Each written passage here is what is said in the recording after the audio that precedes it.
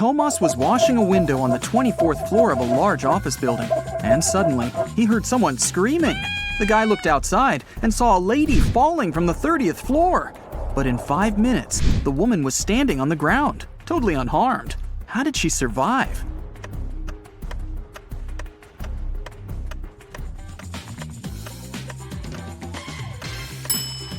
Take a closer look at the sky. Yes, it's Superman! He saved the lady. Look at the picture. What's wrong here?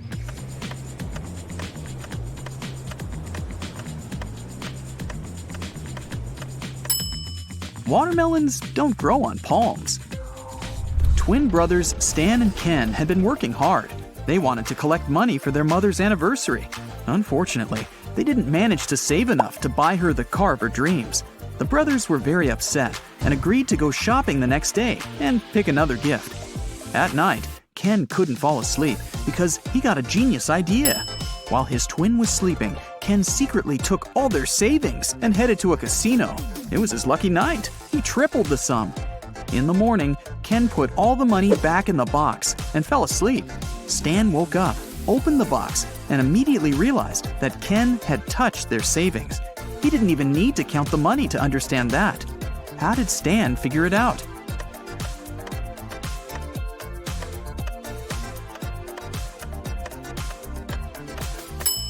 In the box, there were large and small bills in the evening, but now there are only large ones. Kelly was traveling and discovered a beautiful abandoned castle. She entered the building and went downstairs. She was taking pictures when someone locked her inside the basement. Kelly looked around and saw 3 tunnels leading to freedom. In the first tunnel, a huge hungry monster was waiting for her. The second tunnel was full of snakes, and the third tunnel was filled with sleeping gas. In 5 minutes, Kelly was outside the castle, running to the nearest police station. How did she escape?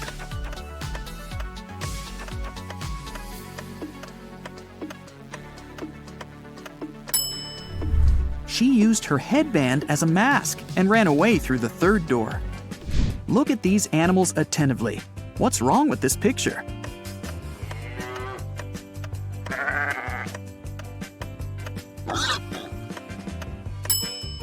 This little guy on the left is listening to music.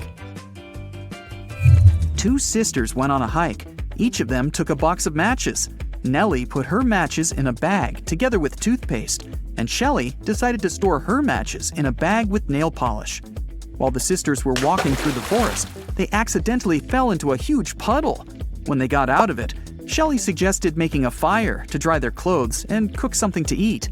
Both sisters took out their matches. Unfortunately, Nellie's matches were covered in toothpaste, and Shelley's were in nail polish.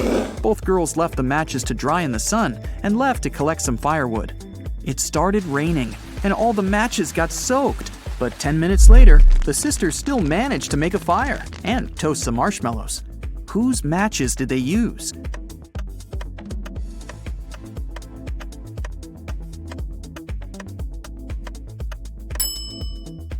They used Shelley's matches. The nail polish dried and made them waterproof. If you don't keep it, it'll break. What is it?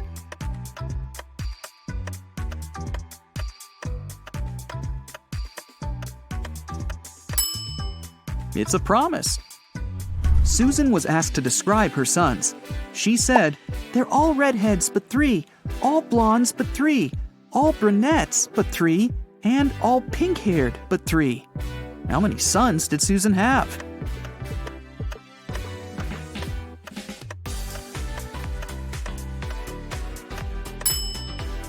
The answer is 4. 1 redhead, 1 pink-haired, 1 brunette, and 1 blonde. Lisa was a famous top model. She was found unconscious in her dressing room during a photo shoot and taken to a hospital. Doctors said she had a severe allergic reaction, but when Lisa came to herself, she insisted she hadn't eaten anything all day. The model's manager was very concerned and interrogated everyone who had been around Lisa. The stylist said she had applied Lisa's makeup and, indeed, hadn't seen her eating anything. The cleaning lady said she had cleaned the dressing room with organic, non-allergenic products. Lisa's main rival, Nora, said she had been watching the shooting all day long. She hadn't noticed anything suspicious. Who's the culprit?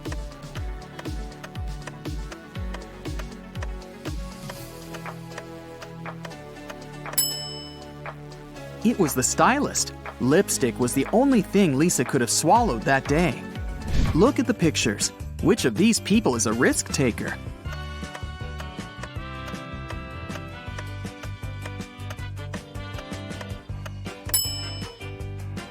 The girl is risking less. She's sitting on the second floor, and there's a pool below. The guy is risking more. The building he's sitting on is taller. You can see clouds and planes in the sky. What food can you never cheer up?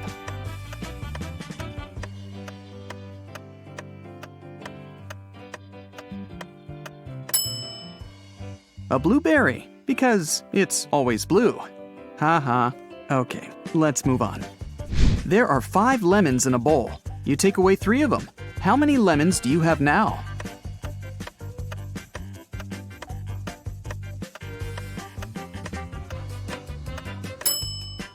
Well, you have the 3 lemons you took.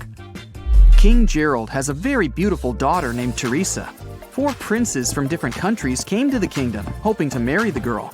But the king decided to check how smart they were and organized a special contest. Teresa was in the center of a 200 by 200 foot room, and the princes were standing on small boxes in each corner of the room. The first prince to touch Teresa's hand would become her husband.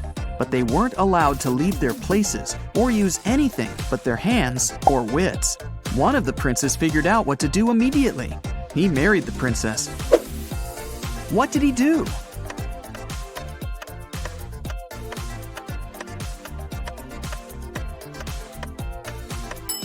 He just asked Teresa to come over and touched her hand.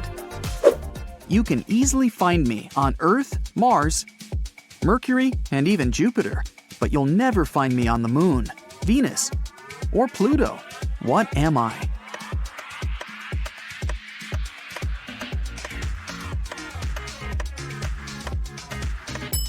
I'm the letter R. Manager George received an anonymous text message. It said a robber had just entered the supermarket where he worked. George hurried into the hall and saw 4 pregnant women in the grocery section. The man looked at the ladies attentively, detected the thief, and called the police. How did he know?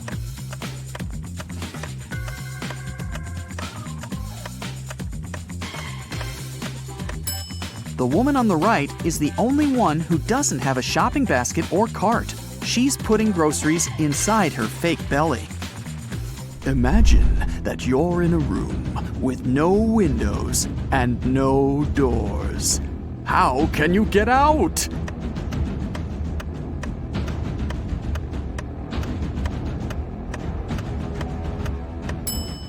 Just stop imagining the room.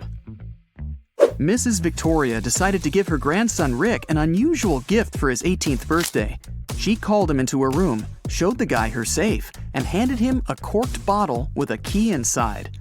Honey, this is the key to my safe. You can keep all the money you find there if you manage to open it. But you must take the key out without removing the cork or breaking the bottle. Good luck. Rick accepted the challenge and started thinking about the puzzle. What would you do to get the key out?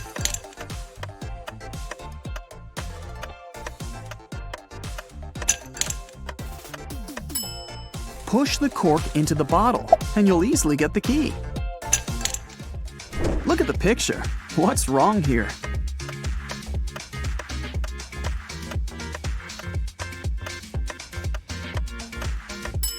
The lady's reflection is holding the bag in the wrong hand. Amy had a crush on her neighbor. She went to the local witch, Sally, to ask for her help. Sally said she would make a purple love potion. On the night of the full moon, Sally took a sheet of paper with her granny's love potion recipe. She mixed all the ingredients except for the last one. Suddenly, a gust of wind threw the recipe into the fireplace. Sally was desperate. She didn't remember the name of the last ingredient, but she still knew for sure that the potion should be purple. Help Sally finish her work.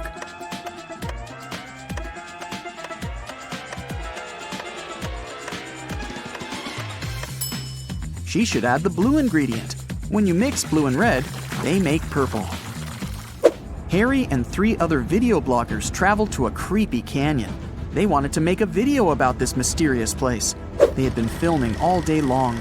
In the evening, they gathered around the fire, but it started to rain and everyone went to sleep in their tents. In the morning, Harry woke up, left his tent, and headed to the big bag with food to grab something for breakfast.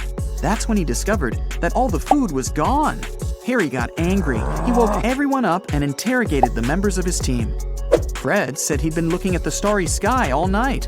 Jane said she'd been trying to catch a Wi-Fi signal to have a video chat with her boyfriend. And Sam said he'd been sleeping.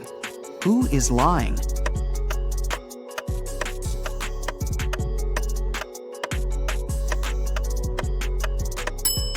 It's Fred. It was raining at night, and he couldn't see any stars through the clouds. 2 students, Betty and Sarah, went for a walk after a very stressful test. They bought some coffee and candies and began to look for a picturesque spot for a picnic in the park. But suddenly, a guy in a mask grabbed Betty's bag and ran away. Sarah and Betty followed him. At one point, they saw a blind man sitting on a bench. He was wearing glasses and had a cane. The girls asked him if he'd seen a person in a mask carrying a female bag, but the man said he couldn't have seen anyone because he was blind. Sarah got very embarrassed, handed him a candy, and thanked him for his help. Then the girl took Betty aside and whispered that the blind man was the robber. They needed to call the police. Betty was very surprised. Why did Sarah decide the man was the robber?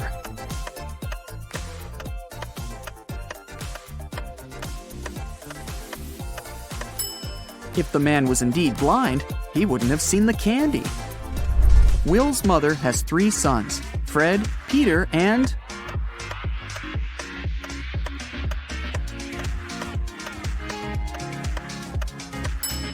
Will. It's Will's mother, after all. 2 mothers and 2 daughters spent all day shopping, but they only bought 6 dresses. This was enough for each of them to have 2 dresses. How is that possible?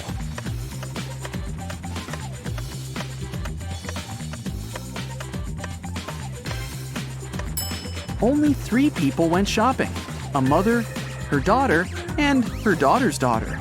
One of them is a daughter and a mother at the same time, and each of the 3 purchased 2 new dresses. All right, Detective Columbo, this is your moment of glory. Here are 7 really difficult cases for you to crack, each earning you 1 point. Are you a real detective? See how well you've done at the end. The king was 90 years old, and he had no sons, no daughters, no wife, and no siblings. He decided to choose the heir to the throne among all the children of his kingdom. The king collected thousands of seeds of various plants and ordered them to be given to every child in the kingdom. The one who grew the most beautiful plant would be the next ruler. After a few months, thousands of children with beautiful potted plants came to the royal court. The king looked carefully at each plant and finally chose a little girl who came in with an empty pot. Why did the king choose her?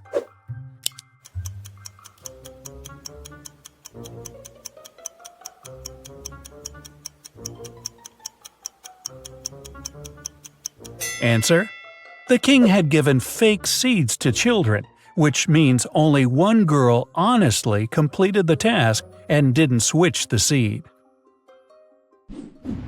A famous magician came to a small town. The staple of his show was the ability to stay underwater for a long time. When the show began, a water tank was placed on the stage. The magician said he could stay underwater for 10 minutes. Then he announced if someone from the audience could beat him, the magician would give them $10,000. Everyone stayed silent. But then a little boy came on stage. He said he could stay underwater for 15 minutes. Eventually, the boy won the money. How did he do it?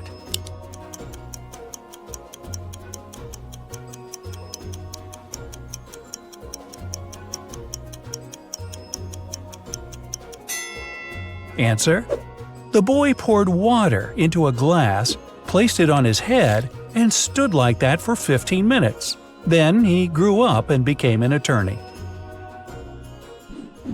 A traveler arrived on a deserted island in a small boat. His life was full of sadness. He was poor, got fired from his job. His family turned against him. He wanted to live in the city no longer, so he decided to spend the rest of his life on the island. A week later, he found an underground cave there and a large ancient stone inside. Only one word was written on it. The traveler read it, smiled with joy, and left the island. After a while, many people visited this place to read the magic word on the stone. Everyone who read it thought about their life from an unusual angle. When the rich read the word, they remembered what it was like to be without money and got upset. The poor became a little happier instead. Lovers felt sad, and single people smiled. What was written on the ancient stone?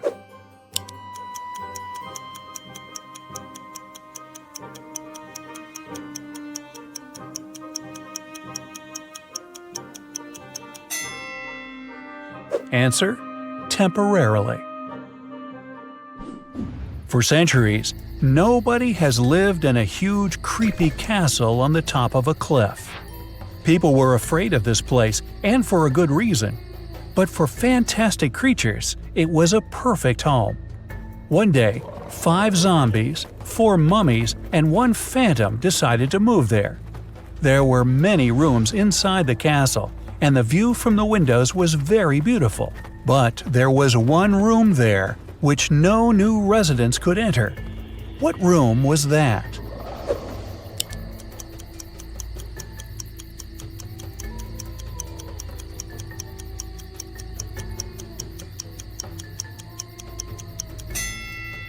Answer: the living room.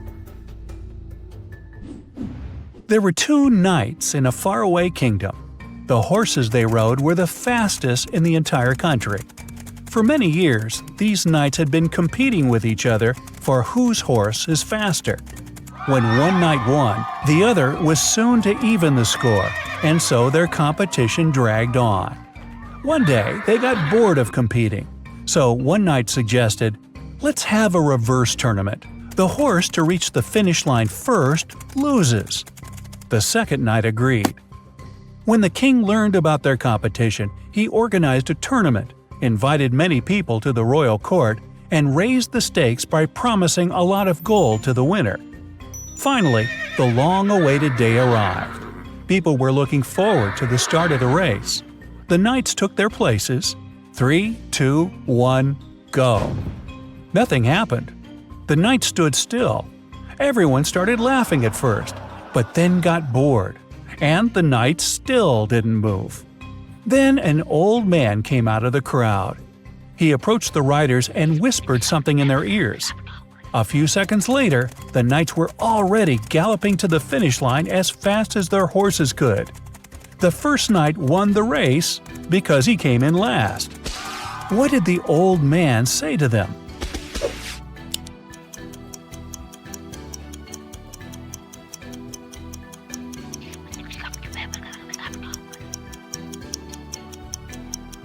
Answer: take the opponent's horse. And as a prize, the winner got some crummy seeds from the king to grow something beautiful. 2 brothers live in the old house. The older brother has his own room where the younger is prohibited to enter. The older brother always has the key to the room on him, and the younger wants to know what's in there. One day, the older brother went downtown to buy something and forgot the key on the dinner table. The younger brother took it and finally went to the secret room. He put the key in the lock and opened the door. It was dark inside, and he turned on the light. There was nothing special there: a wooden desk, a chair, and some documents. The brother didn't have time to look at them because he heard the older brother return. He ran out of the room, turned off the light, locked the door, and put the key back on the table. The older brother took the key and went into his room. After a few seconds, he called his brother and asked why he had entered there. How did the older brother know this?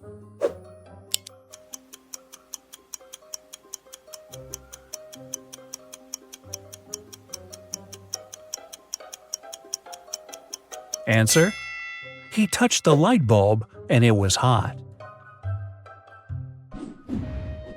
Exam on the theory of probability has started in the college. The teacher has never been strict with students, and so she gives them an easy task. Each student got a white sheet of paper. There was a single question on it. What is risk? Students should give the best answer to this question as they understood it. The exam ended 2 hours later. All students passed it, but only one girl got the highest score. She wrote only one word on the paper. What was it?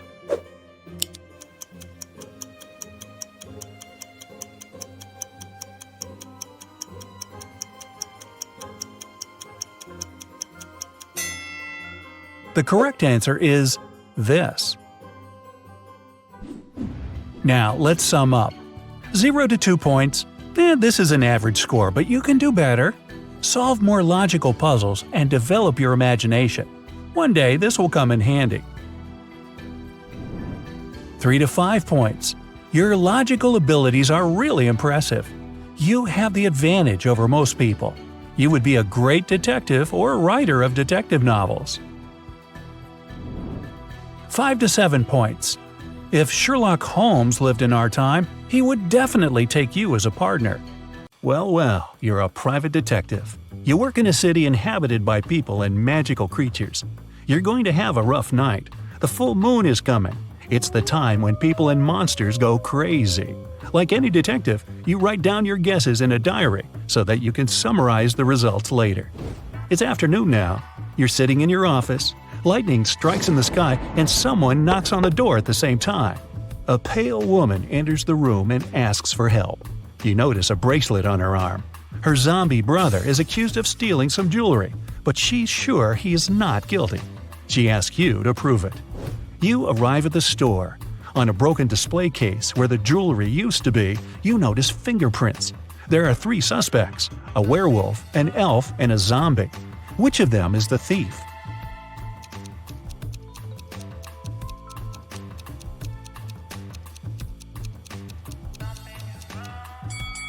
The elf. The zombie has skeleton hands, and the werewolf has hairy paws.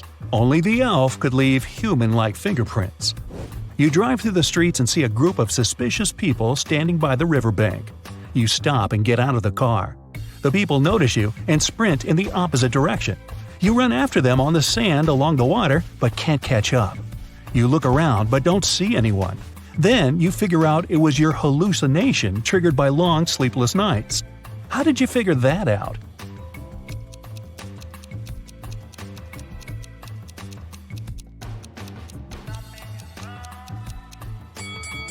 You ran after these people on the sand, but you can only see the footprints of your boots. You're walking back to the car and hear some screams coming from the water. A woman is calling for help. You run into the river and swim toward the drowning woman. But when you approach her, you see 3 people. They're all screaming, but only one of them is a real human and needs help. The rest are mermaids who want to lure you to their kingdom. How can you find out who the real woman is?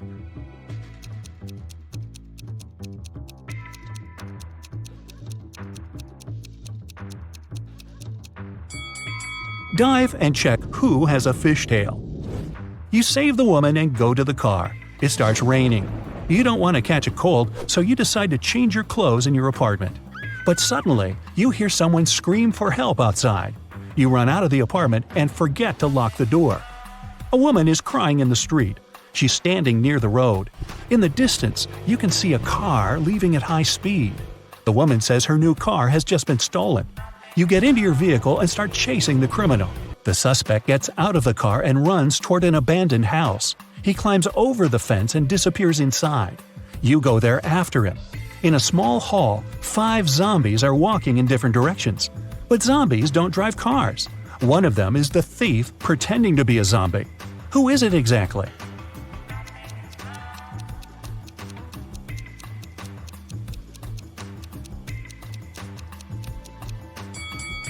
Zombies don't sweat, but one of the creatures you see is covered with sweat. That's because it's the criminal who has been running away from you. You walk through the streets. There's a warning on a post about lizard people charging at the inhabitants of the city. You remember investigating this case, but you couldn't find these reptiles. Now you need to go to the park. For several days, a large werewolf has been scaring the residents there. You know that the werewolf has a wife, and she is the only person who can calm the monster down and help him return to his human form. You have found 3 girls. Each of them might be the werewolf's wife you're looking for. You ask his wife to approach him, but none of the girls admits she's the one you need. So you have to make your own choice.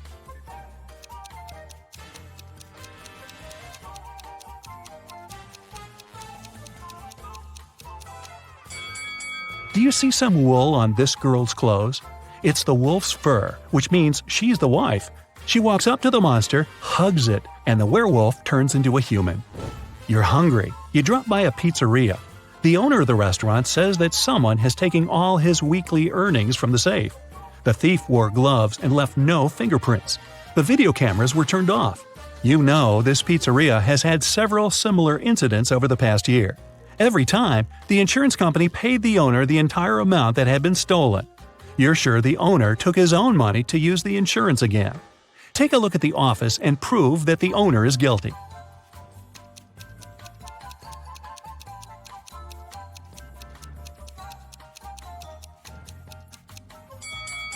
Look at the air vent. Behind the grated hatch, you can see the bundles of the stolen money you've been looking for. There's a long night ahead, and you're feeling sleepy. You go to a small cafe to get a coffee. You give the money to the saleswoman and take the cup with the drink. You take a sip and realize the woman is in danger right now. How do you know that?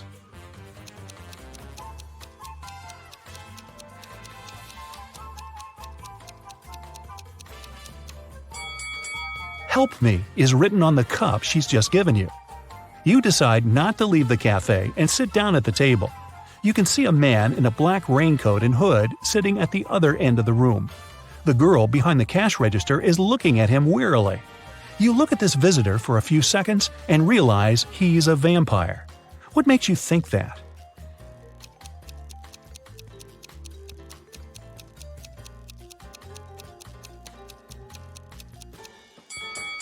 It's night outside. You can see your reflection in the window. The hooded man is sitting by the window too, but isn't reflected in it. He's a vampire. The coffee has cheered you up a little. You're walking along the street, lost in thought. That's why you don't notice an open maintenance hole in front of you. You fall and find yourself in a dark sewer. Phew! Fortunately, you're not hurt. Shh! You can hear some noise at a distance. You turn on your flashlight and slowly walk forward. Soon, you come across a cage with several people inside. They say a mad scientist caught them and put them in this cage to conduct experiments. You need to free the prisoners. But where can you find the key? Carefully inspect the laboratory.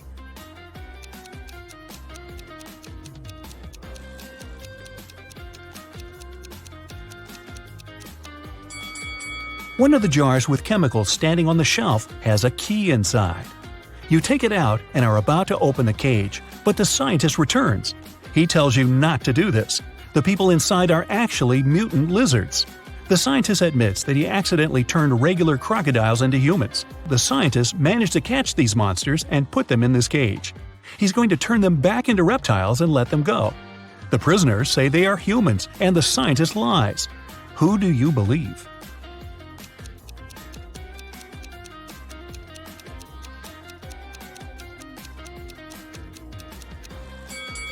You decide not to open the cage. Inside, next to the people, you can see pieces of faded skin and scales. Snakes and other reptiles shed during molting.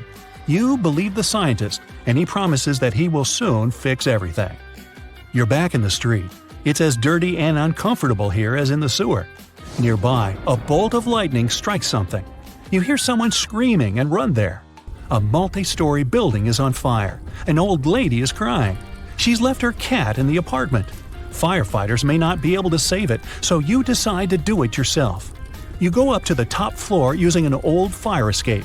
It collapses behind you. Fortunately, you manage to jump into the window. You're in the old lady's apartment. Several floors lead to different rooms. You don't have time to check each of them. The fire is getting closer. Where is the cat?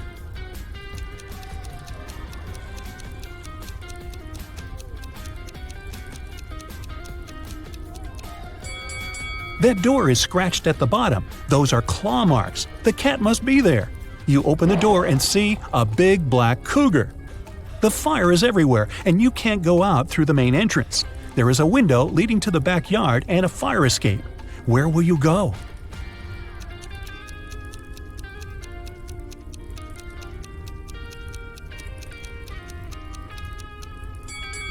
The fire escape collapsed when you were trying to get into the apartment.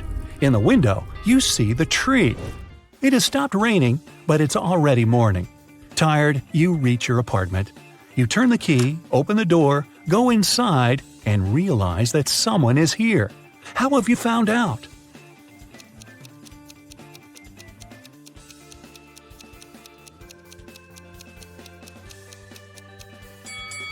You were in a hurry and forgot to lock the apartment door while leaving.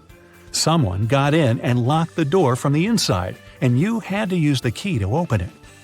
You see a human silhouette standing in the shadows and realize that you know this person. Who is it?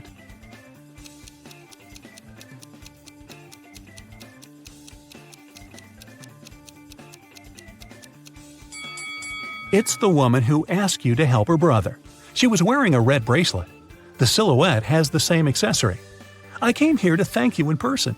The door was open, but you weren't at home, the woman says. She asked, how many puzzles have you solved tonight? You realize it's time to look at what you've got. 0 to 3 points. It's too early for you to go out to patrol the streets of a dangerous city and help people. You need more experience. Practice and solve more logical puzzles. 4 to 8 points. Not bad. You've solved more than half of your cases. The city is grateful for that. 9 to 11 points. You're one of the best detectives in this city. Every day you help people, but you feel that you can do better. 12 to 14 points. The sirens of police cars, screams, suspicious faces in dark alleys. You can't live without it, and the city can't live without you. Erica wants to find her true love, so she's visiting a speed dating event. She talks to 3 strangers. Each guy tells her some brief facts about himself. Victor says, I'm an architect. I've recently built the largest skyscraper in this city, and now I want to settle down and find a beautiful wife. Jason says, I run my own bakery chain. I've never had any serious relationships because I was too busy with my work. And Edgar says, I recently got fired, but it's okay because my parents are billionaires. I'd like to find a soulmate to travel the world. Who should Erica choose?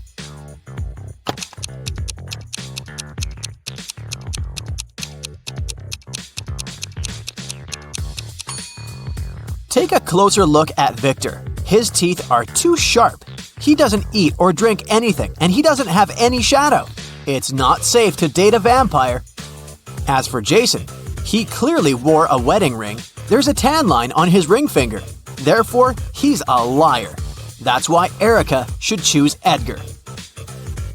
After the event, Erica enters her favorite Indian restaurant near her apartment. She makes an order, puts her bag on one of the tables, and goes to the restroom. After a couple of minutes, she returns and finds out that someone had stolen her bag. The waiter says, I saw someone with a neck tattoo running into the restaurant's second floor. Erica goes upstairs and finds 3 possible suspects. Can you spot the thief?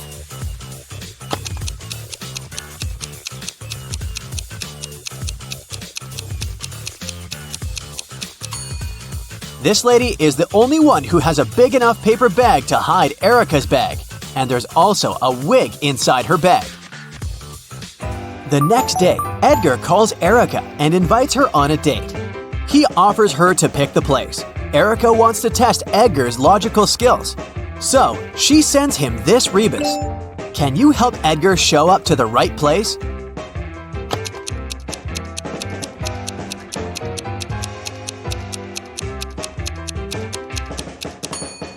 This rebus means Central Square. Finally, Edgar and Erica meet at the Central Square. They spot that one of the people in the crowd is a time traveler. Can you guess who?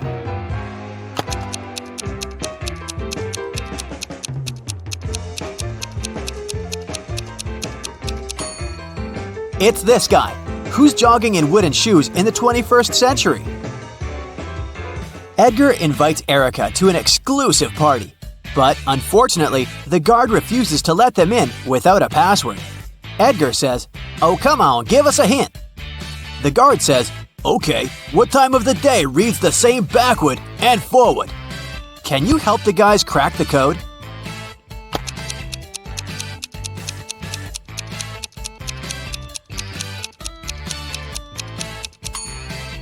The correct answer is noon. The next day, Erica invites Edgar over for dinner. She has some candies in the kitchen. They look similar but have 3 different flavors: 3 orange, 2 strawberry, and 5 grape candies. Suddenly, the lights turn off in the entire building. Now the kitchen is completely dark. How many candies must Erica take out to make sure she has at least 1 candy of each flavor?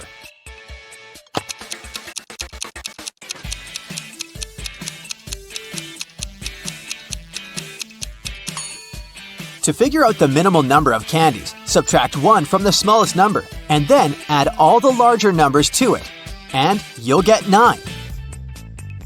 Erica locked her computer with a password and wrote some hints on a sticker. Edgar wants to see her shopping list to pick the perfect gift for Valentine's Day. So, in Erica's absence, he tries to log in. Let's take a look at the hints. Can you help him crack this code?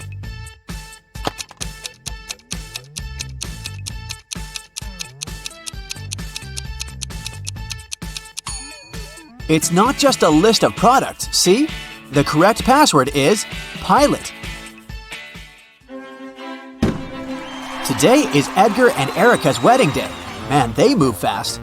In the morning, the bride is getting ready. First of all, she goes to the shower for 20 minutes. When she returns to her room, she finds out that someone had stained her wedding dress. Only the bridesmaids had access to this dress. So, Erica questions them. Lily says, "In the last 20 minutes, I was chatting with your mom in the living room. She can confirm my words." Rosie says, "I'm not proud of it, but I was in the kitchen secretly eating some snacks prepared for the wedding dinner." And Daisy says, "I've been dealing with a flower shop. They delivered the wrong flowers." Can you guess who stained the dress?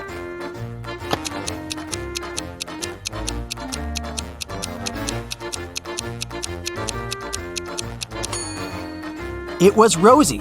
There's the same mud under her shoes. It's time to start the ceremony, but Edgar is missing. His mad ex-girlfriend Zoe is a witch. She sneaked into the wedding, caught Edgar, and cloned him. Erica finds Zoe and 6 different Edgars in the basement. Zoe says, "I wanted to make some copies of Edgar to keep him with me. Now I have enough. You can take your husband back." Unfortunately, I don't remember who's the original. Can you help Erica spot the real Edgar?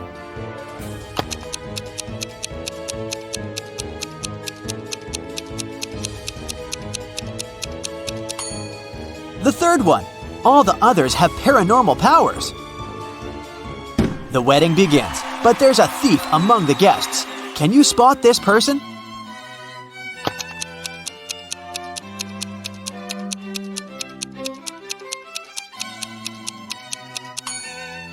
It's this innocent-looking lady with 2 purses.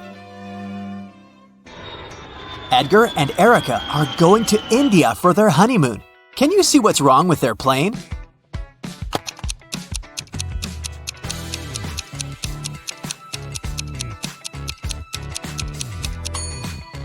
Open fire is prohibited on board. The stewardess must know that. After landing, Edgar and Erica take a taxi and go to their hotel. Suddenly, they see a family of ducks crossing the road. Erica takes a picture, but unfortunately, it's unfocused. Can you count the exact number of ducks?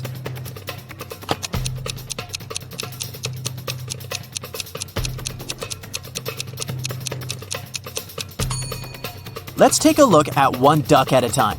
We can see 2 beaks, so there's another duck behind the first one. And here we have 2 little ducks near the bigger one.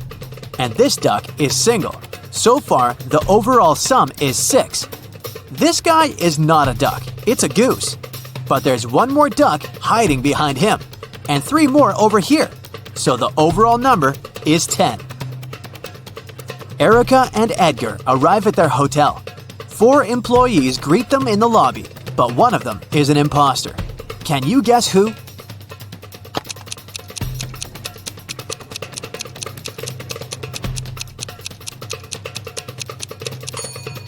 Take a look at the logo of this hotel. It's a lotus with 6 petals, but the logo on this lady's badge has a 5-petal lotus.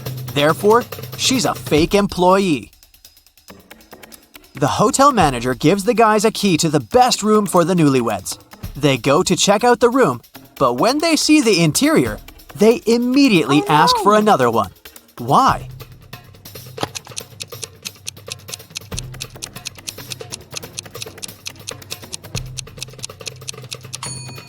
There's a transparent lizard crawling along the curtains. This potted flower has teeth, and someone is clearly peeping at them through the eyes of this portrait on the wall. Erica, Edgar, and their tour guide go hiking. They have 3 backpacks, one with sleeping bags and a tent, one with warm clothes and camping gear, and the heaviest one, a backpack with food. Each has to choose one backpack to carry. Erica readily agrees to take the heaviest one. Why?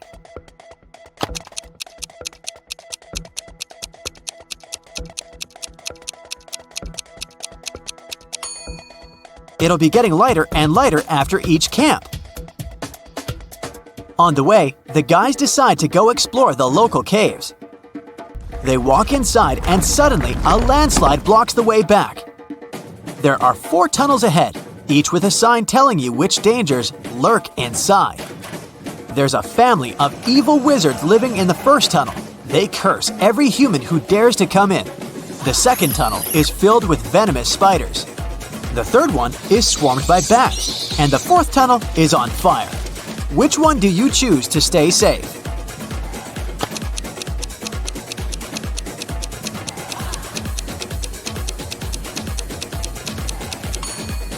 They should pick the second tunnel. Spiders don't hurt people for food. Finally, the guys get outside and see a tree with many beautiful parrots. Can you count the exact number of birds in this tree?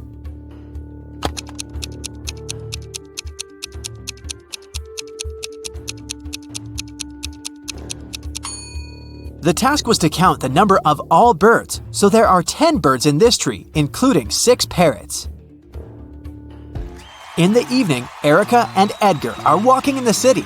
They see a local parade, but there's a thief among the performers. Can you see him too?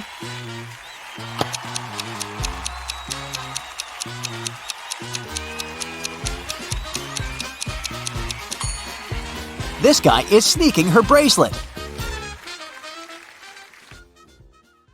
You're a special agent, racing at high speed in an expensive car along a 4-lane highway. You're breaking all the road rules because you need to get home before it's too late. You're running a red light, the police are chasing you, and you speed up. Finally, you arrive at your street and see that your house is on fire. You run inside. All you see is flames. There are 2 doors. One of them leads to a safe with secret documents of great importance. A suitcase with millions of dollars is behind the second door. You have very little time to choose what you save.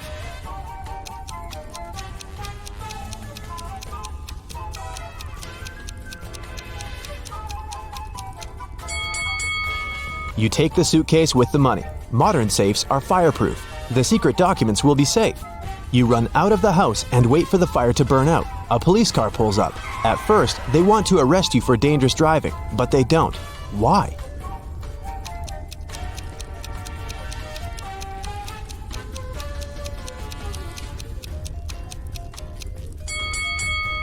Because you're a special agent, remember? Now you're heading to your office. It's inside a secret base outside of the city. You meet your boss and she tells you she's going to fire you because you failed your most recent mission. But since you've always had a good relationship, your boss lets you choose any official way of dismissal. It can be your own desire, damage to the company image, or anything else. What will you choose to stay in the company as long as possible?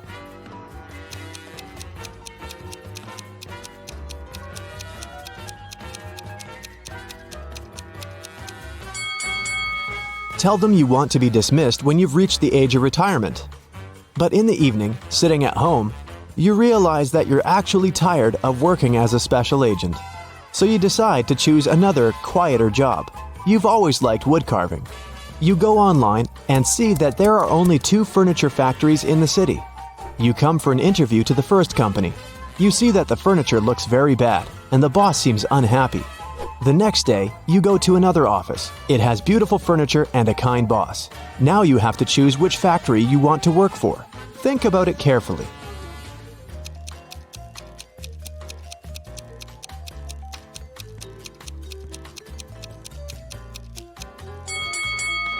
Of course, you should opt for the second company. There's beautiful furniture and a good boss. Did you think this was a trick question? You go home after the interview and decide to visit a flower store to buy a houseplant. You walk around the town and see 2 buildings. The first one looks beautiful and stylish. Its walls are painted with beautiful flowers. A neon sign is hanging over the entrance. But there are no windows. The second building is old. The paint on the door is peeling. Some windows are broken. Where will you go to buy flowers?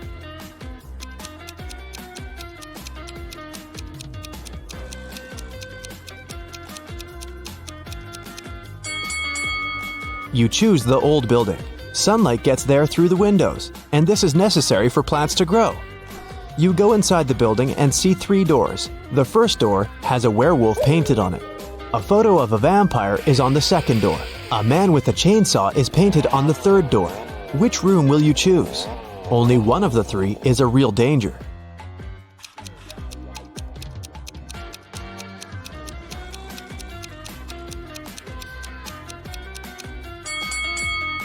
There can't be a werewolf since it's not a full moon yet. The vampire is afraid of sunlight, and all the windows in the building are wide open. These 2 rooms are safe.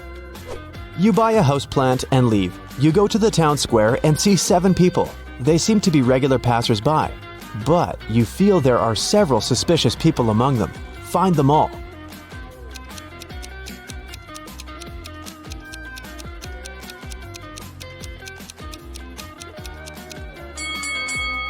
That guy over there is reading a newspaper, but it's turned upside down. It means he's secretly watching you. This girl is holding a radio transmitter with an antenna behind her back. And this old lady in sunglasses seems to be feeding pigeons, but her glasses are flashing with red light. There's a hidden video camera there. You throw the plant to the ground, run away from this place, and hide in an alley. On the wall of a brick building, you see several posters with different girls. A girl named Erica lives in America. Tina seems to be in Argentina. But where's Olivia?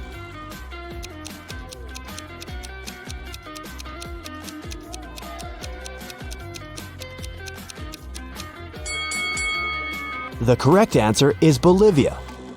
You get on a bus and go to your secret house. No one knows about it.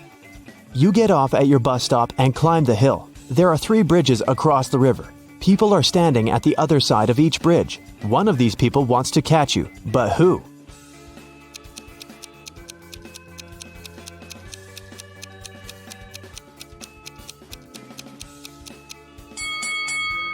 It's that guy. You've seen him before. He's the one who is reading the newspaper. You cross the bridge over the river and finally arrive at your home. It's a huge round-shaped building. There are round rooms inside. You go to the living room and find a broken mirror. Your maid, gardener, and cook were supposed to visit your house today. The cook says he hasn't been to the house at all today. The gardener's been cutting flowers outside. And the maid said she's been sweeping the corners in all rooms of the top floor and hasn't broken the mirror. Who will you believe?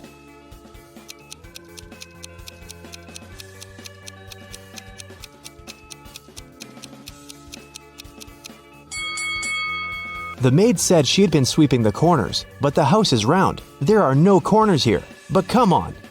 The woman meant it as a figure of speech. She was really cleaning up. But do you see this pot in the kitchen? Light steam is coming out of it. This means the cook has actually been to the house today. He lied, which can only mean he broke the mirror. You forgive the cook and decide to walk around the house. You go to the kitchen and think, it's a good kitchen. Then you go to the cellar. This is a good cellar.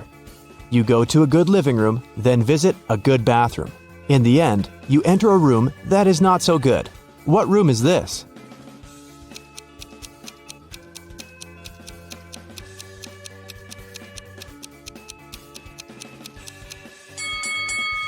It's your bedroom.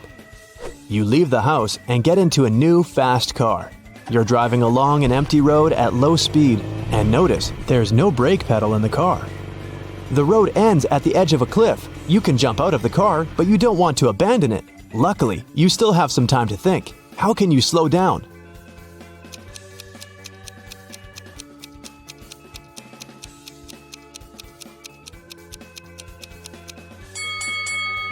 You're still moving because your foot is on the gas pedal. Just release the pedal. The car will slow down and stop.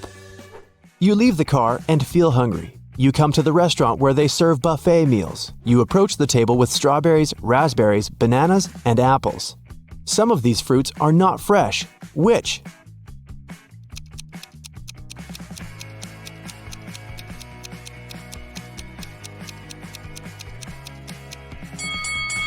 All of the fruit trays are almost empty, but there are a lot of strawberries left. People don't take them, so they're probably not very fresh.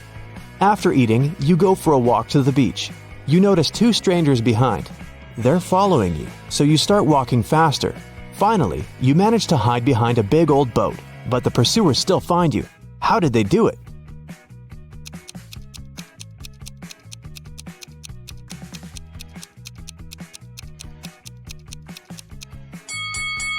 You've left footsteps in the sand. You decide to hide in a big old building. You put on a pair of glasses equipped with a thermal imager and walk through the ruins. Suddenly, you hear strange sounds. You turn on the flashlight and illuminate a small hall. 3 zombies are heading towards you. You're about to run away, but then you realize they're not real zombies. How did you understand it?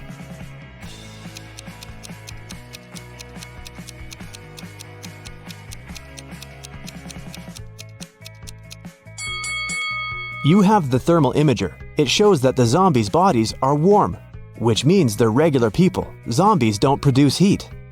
You leave the old building and see 3 paths in front of you. The first way leads into a swamp. The second path is covered with hot coals. The third path is swarming with venomous scorpions. Which one will you opt for?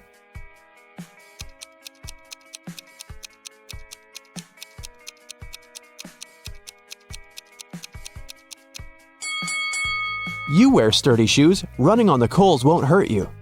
After all these weird events, you return home and go to bed.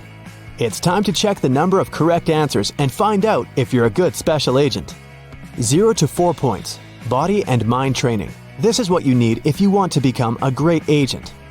5 to 8 points. Do not rush to ask for a secret mission. You haven't finished your special agent courses yet. Study harder to become a world-class agent. 9 to 12 points. You're unlikely to save the world, but you can help your neighborhood. A little more effort and you will learn how to perform secret missions on a global scale.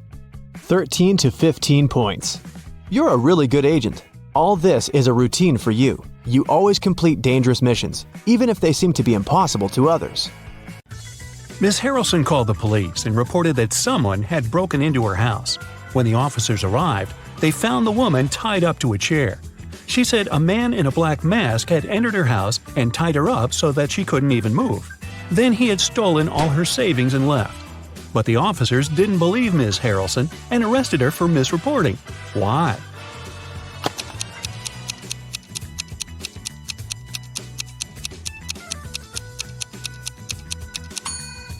If the woman couldn't move, how did she manage to call the police? It was Hazley's birthday. Her parents said that they had a present for her, but she had to find it first. To help the girl, they gave her a note that said, "Where should the girl look for her present?"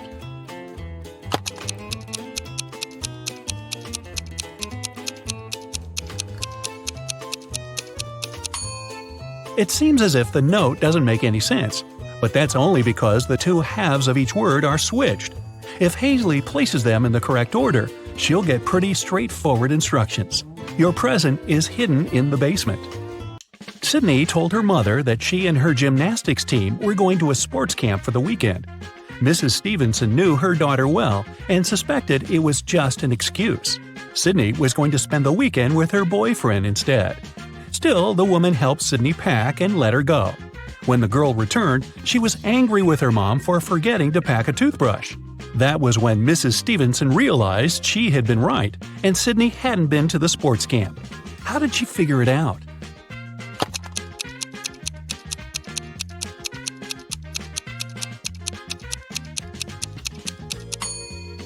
When she packed Sydney's things, she put the toothbrush in the bag with her gymnastics clothing. If her daughter had indeed been to the sports camp, she'd have opened the bag and found the toothbrush. But she didn't, which means she never used that bag.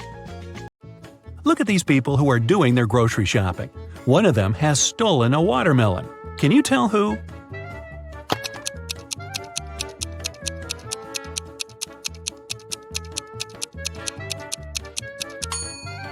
It must be this guy on the right. He's holding a soccer ball, but it looks as if it's very heavy. And since soccer balls don't weigh much, it must be a disguised watermelon. Mason went on an expedition to Antarctica. His boss asked him to send pictures as proof that he was actually there. Mason sent pictures every day, but when he returned from the expedition, his boss fired him. Take a closer look at the pictures and try to understand what his boss didn't like.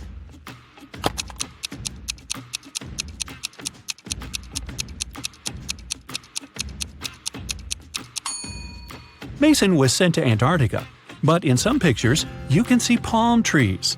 No wonder the boss realized the photos were photoshopped and Mason hadn't gone there at all.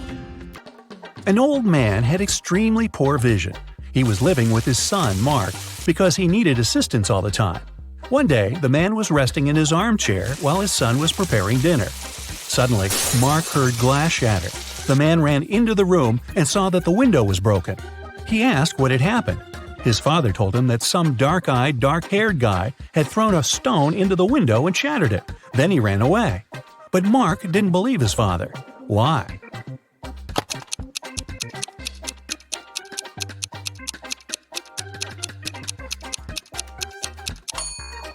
The man had extremely poor vision, and he wasn't wearing his glasses at the time of the accident. He couldn't see the guy, let alone the color of his hair and eyes. Savannah went on a business trip with her husband. In the evening, the woman didn't feel well and suddenly blacked out. When Savannah woke up a couple of hours later, she couldn't remember anything. There were two men in front of her, and both claimed to be her husband. The woman couldn't remember which of them was her real husband. Can you help her figure it out?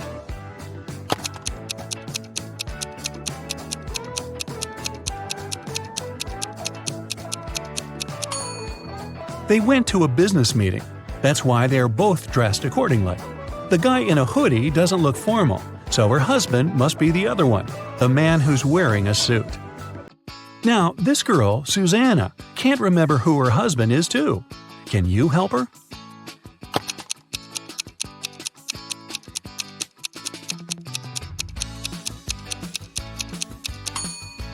It must be this guy.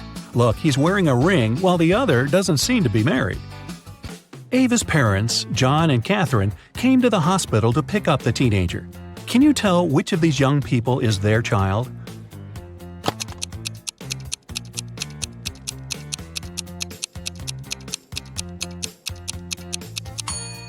It's this girl. John and Catherine are Ava's parents. Ava is a girl's name, and she's the only girl in the room. Esme was having her usual walk in the forest. By nighttime, she realized she had gotten lost again. She was wandering around until she came across the witch's house. The girl petted the cat, greeted the witch, and asked the woman to send her home. At that time, the witch was participating in a math tournament for witches from all over the world. She really wanted to win and to prove she was the smartest witch out there. There was one last task she couldn't solve. The witch promised that if Esme helped her, she'd let her go home. If not, Esme would have to stay with the witch forever. Here's the task. Make 3 identical squares by moving only 3 matches.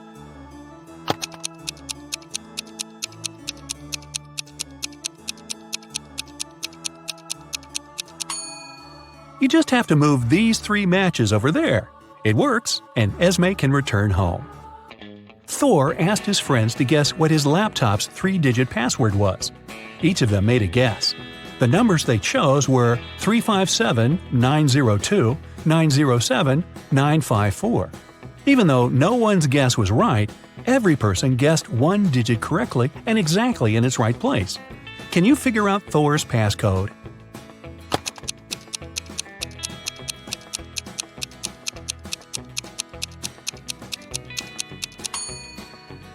Since just one of them guessed one digit correctly, the first digit can't be 9.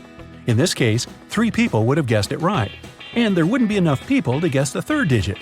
The only other option for the first digit is 3, which means the second digit can't be 5 and the third one can't be 7. Since the second one can't be 5, then it's 0. 2 people guessed it correctly. And the third digit is 4. If it was 2, it would mean someone guessed 2 digits correctly, 0 and 2. But that's not true. So, Thor's code is 304. Students were divided into 2 teams to do one task. Storm, Dean, and Brooke were in Team Yellow. Elsie, Emma, and Veda were in Team Purple. Following the same logic, what group does Lexi belong to?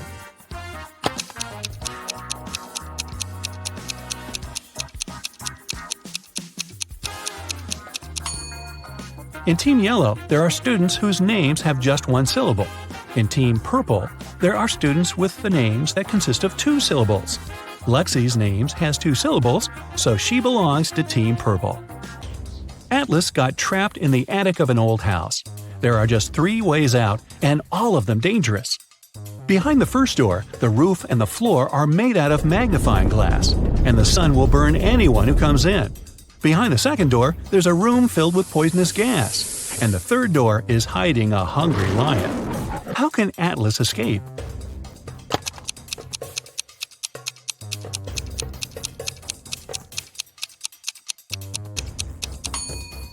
He should wait until it's night. The sun will set, and the guy will safely walk through the first door.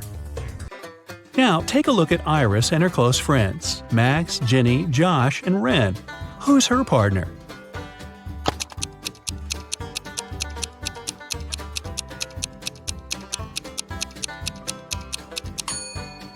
It must be Josh. Look, they have matching tattoos.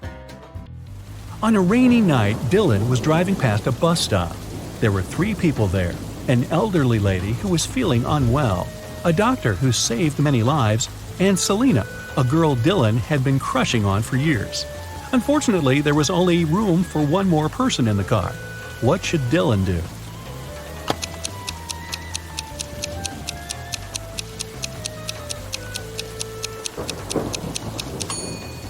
He should give his car to the doctor, who would take the elderly lady and drive her to the hospital. And Dylan can stay at the bus stop with the girl of his dreams. Charlie, Andy, Taylor, and Alex are all related to each other, but one of them is the opposite gender from the other 3. Here's what you know. Alex is either Charlie's brother or Charlie's only daughter. Alex's sister is either Andy or Taylor. Taylor's only son is either Charlie or Andy. Can you tell who's the opposite gender from the other 3?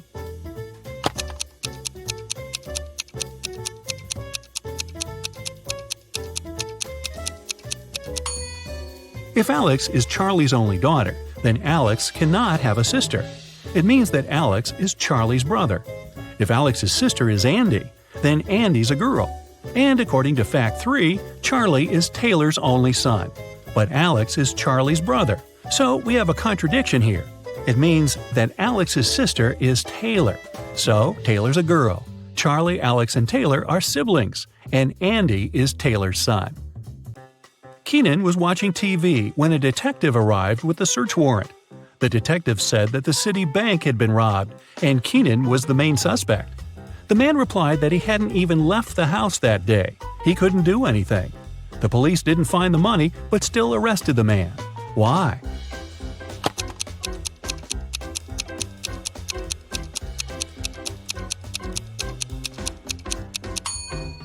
Keenan said he hadn't left the house, but take a look at the calendar and the grocery store receipt. The dates are the same. It means Keenan at least did some grocery shopping and lied about not leaving the house. Detective Tina received an emergency call from the local museum. Someone had stolen an exclusive scarab brooch from ancient Egypt. First of all, Tina checked all security cameras. This is what she found. Can you spot the thief just by looking at these 2 pictures?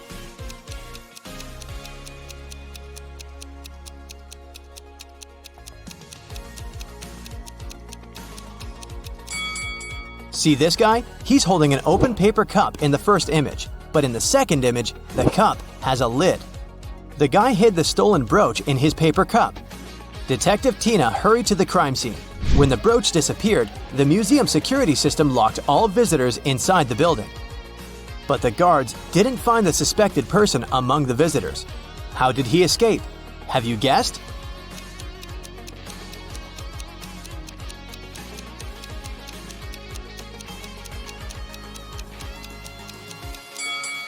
Take a look up at the ceiling. See the shoe prints on the statue? The thief climbed this sculpture and escaped through the window on the roof.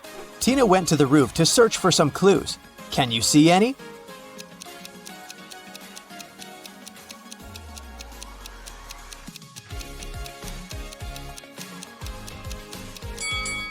The thief left the cup on the roof. There's a coffee shop name written on it. Bright Cup. Tina can visit this place and check the security cameras.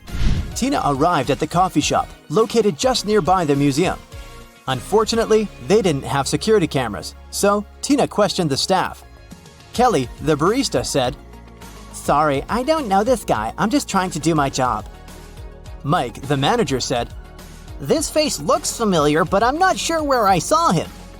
and Phil, the guard, said, "Sorry, never saw him. You can trust me. I have a perfect memory for faces." Tina knew for sure that one of them had lied. Can you spot who exactly?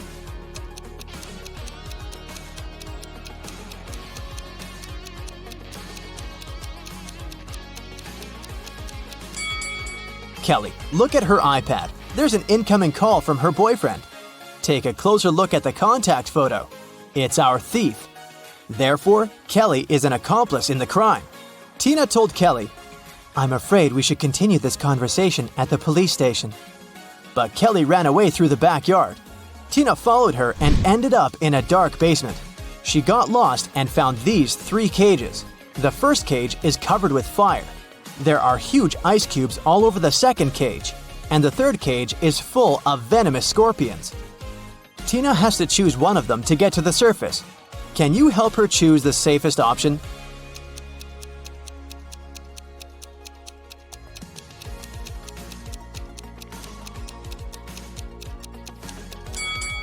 The cage with the ice cubes.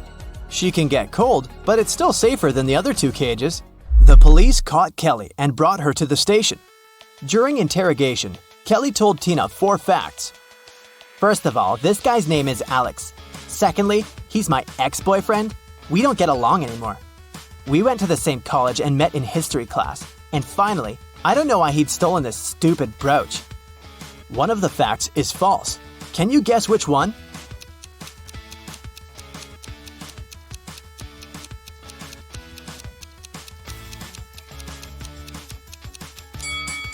The 4th one. Look at Kelly's tattoo. It's identical to the stolen brooch.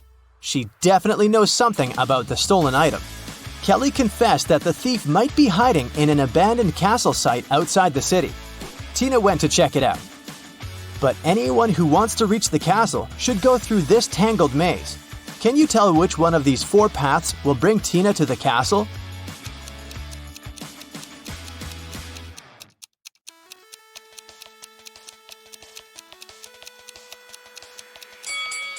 The first path leads to the pond with crocodiles. The third one leads nowhere. And the 4th way goes back to the beginning. So Tina should choose the second path. Tina entered the castle and saw a room full of ancient artifacts. She spotted the thief right away. What about you? Can you see him?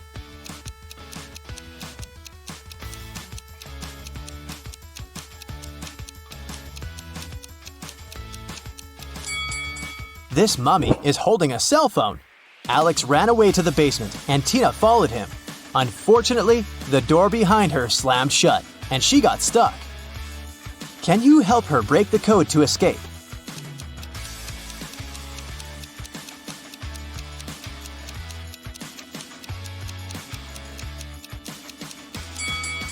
A calendar on the door says, "You force heaven to be empty." If you read the sentence again, you're going to hear a 7-digit code. U, 4, 7, 2, B, M, T. In the next room, Tina got stuck in another trap. The creepy voice explained, "If you press the right button, I'm going to let you go. But if you choose the wrong one, you'll stay here forever. You've only got one chance to escape. Good luck." Which button opens the lock? Have you guessed?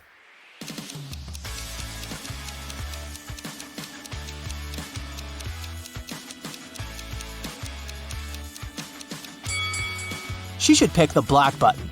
This picture on the wall is a hint. The rainbow contains all colors except for black. Tina got out of the trap and entered a room full of old furniture. She noticed 3 odd details about this room right away. What about you?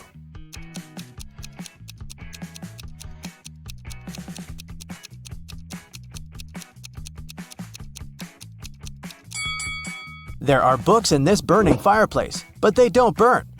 Take a look at this painting on the wall. This lady's winking. And the reflection in this mirror doesn't match the room at all. Tina found Alex near these underground gates leading to an ancient underground city. He explained that the scarab brooch hid a secret key, but there are 4 different locks on the gates. The guys only have one attempt to choose the right one. Which lock should they pick?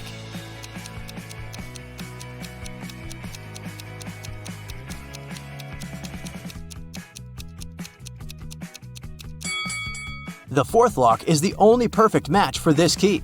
The guys opened the gates and entered the city.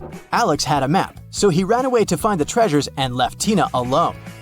She looked around and noticed a 3-way road pointing to the north, west, and east. Tina didn't know where to go. Suddenly, she saw a lady. The local citizens always reply truthfully, but they answer only one question if they're talking to a stranger. What should Tina ask to figure out the right direction?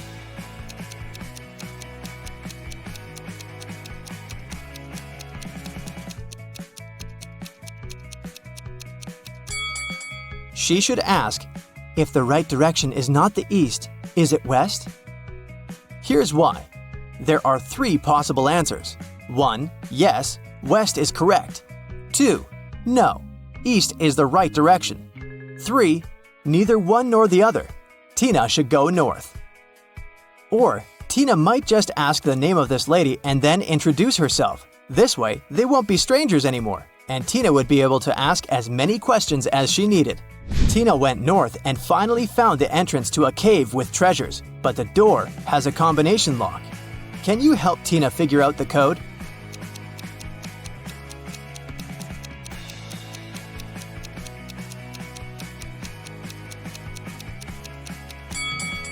Take a look at these figures.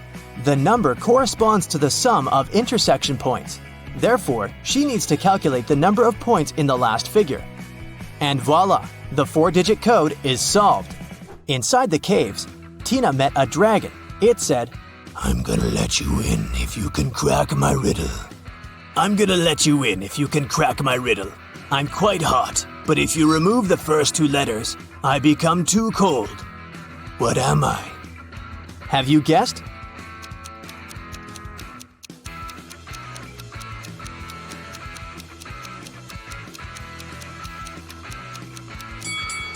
The correct answer is spice. When we take away the first 2 letters, it turns into ice. To find the treasures, Tina has to walk through this round maze.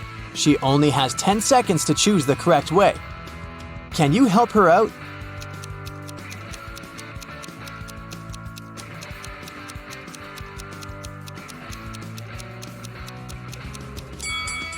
Here's the easiest way. Tina found 3 doors in the center of the labyrinth. Each door leads to treasures. But each way also hides some danger. The first path is filled with poisonous gas. There are thousands of toads and bugs behind the second door. They crawl all over the floor and walls. And a hungry lion is hiding behind the third door. Which way should Tina choose?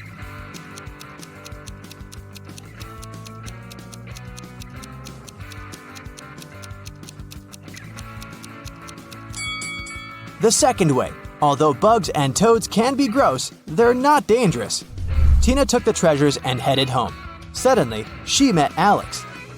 Tina decided to trick him and offered him a deal. If you manage to solve my puzzle, I'm gonna give you 100% of the treasures. But if you fail, you'll get nothing and go to jail. Here's the riddle. Move just one match to point this giraffe in a different direction. Alex failed to crack this riddle. What about you?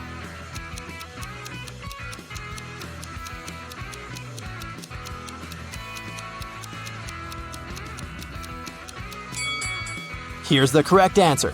Pretty easy, huh? Mr. Robinson is a successful businessman. One morning, he had an insight. Later that day, he invited two of his best managers to his office to discuss this breakthrough. Which of these men is Mr. Robinson?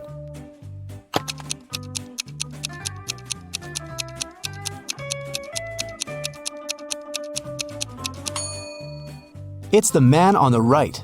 His suit jacket is on the boss's chair. It's an animal. Take away its last letter, and you'll get a water body where this creature usually catches fish. What is it?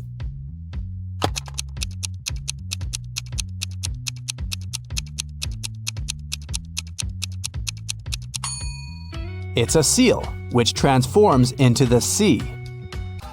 Tilda's mother has 7 daughters. The names of her 6 daughters are Monday, Tuesday, Wednesday, Thursday, Friday, and Saturday.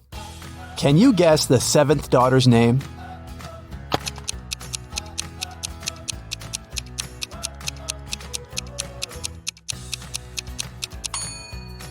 That's right, it's Tilda.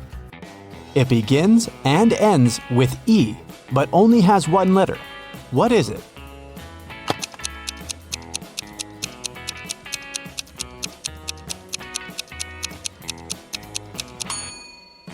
The right answer is an envelope. Mrs. Sally baked her favorite chocolate cookies for a charity fair. She left them on the kitchen table and went to the garden. When she came back, all the cookies had been eaten. Mrs. Sally got very angry and questioned her 3 children. Her eldest son, David, said he hadn't eaten the cookies because he had spent all day in the garden. Her middle daughter, Shelley, wiped some crumbs off her face and said she'd just eaten a sandwich. The youngest daughter, Sarah, said she didn't eat sweets because she was on a diet. Mrs. Sally knew exactly who was lying. Have you figured it out too?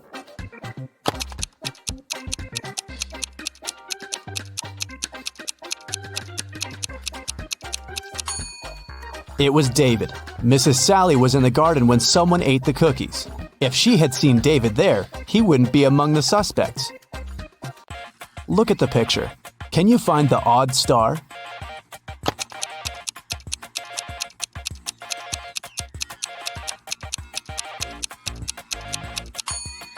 The star that's different is in the left corner. The middle of this star is smaller than that of the rest. Delivery guy Robert entered a jewelry store to pick up an expensive diamond necklace for his boss.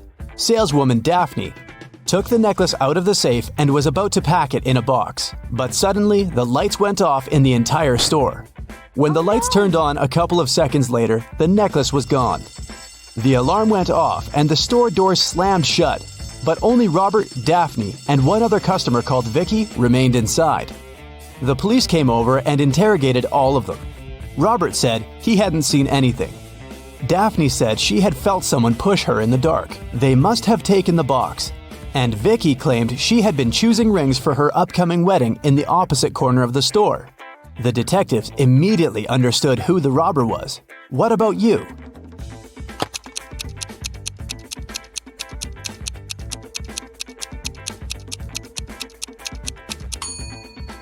Vicky stole the necklace. She's already wearing a wedding ring on her finger.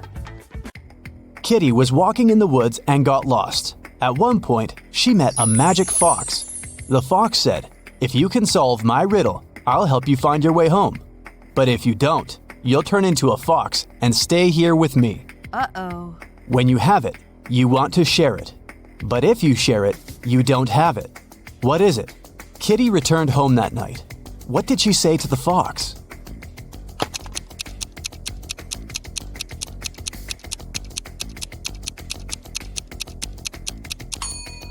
It's a secret. If you share a secret, you can't keep it anymore. Look at the picture. How many squares do you see? A, 10, B, 5, C, 3, D, 6.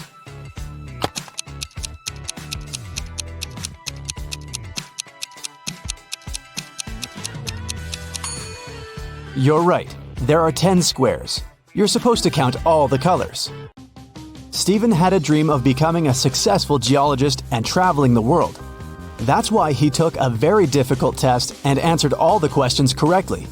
Professor Smith said he had one final question for Stephen. If the guy answered it correctly, he'd go on an exciting mountain expedition the following week. Mount Everest was discovered in 1852, but what was the highest mountain in the world before that? The next week, Stephen was proudly walking in the mountains with his colleagues. What did he say to the professor?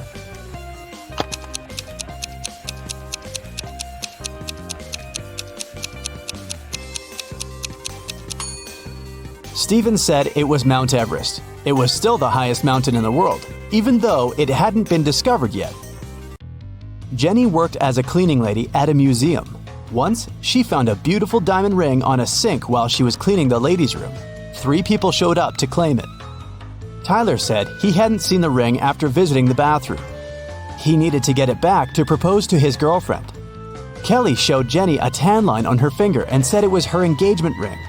Leah just asked whether there was an engraving on the inside of the ring. Jenny decided that the ring belonged to Leah.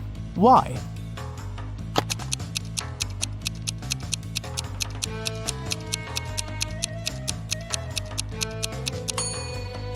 Kelly's tan line was on the wrong finger. Tyler wouldn't have been allowed into the ladies' room, and Leah was the only one who knew the ring had an engraving. Susie entered an elevator and pressed the 7th floor where she lived. Suddenly, the elevator got stuck between floors. Susie got anxious and hit the emergency button. The operator said, "I'll restart the elevator, but first, you have to solve my riddle." "What can you hold without touching it?" he asked. 1 minute later, Susie was on her floor. What did she say to the operator?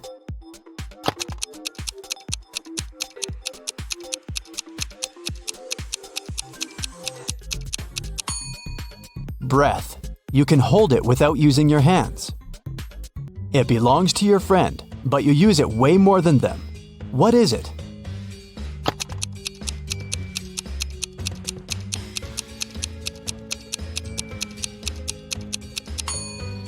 That's right, it's your friend's name. Alice was walking in a field and suddenly saw a white rabbit. She took a picture of the animal. Suddenly, the rabbit said, "Hey, I can show you where the treasures are hidden." Alice got very excited, but then her friend called her, and the rabbit ran away.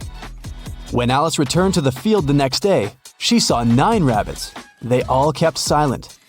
Can you help Alice find the right rabbit?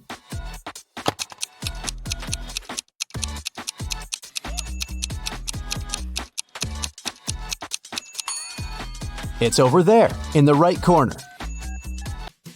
What substance is there in each mug? 1. It's not sugar or water. 2. It's not sugar or tea. 3. It's not tea or water.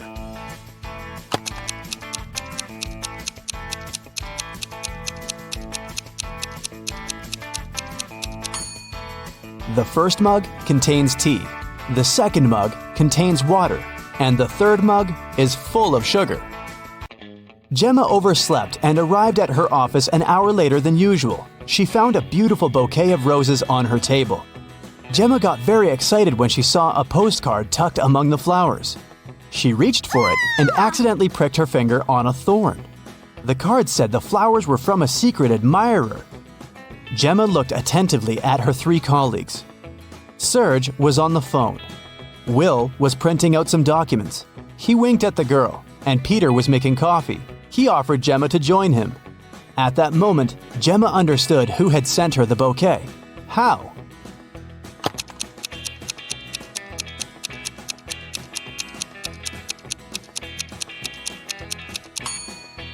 It was Serge. He had a fresh scratch left by a thorn on his finger. Rotate it 90 degrees, and it's everything. Cut it in half, and it's nothing. What is it?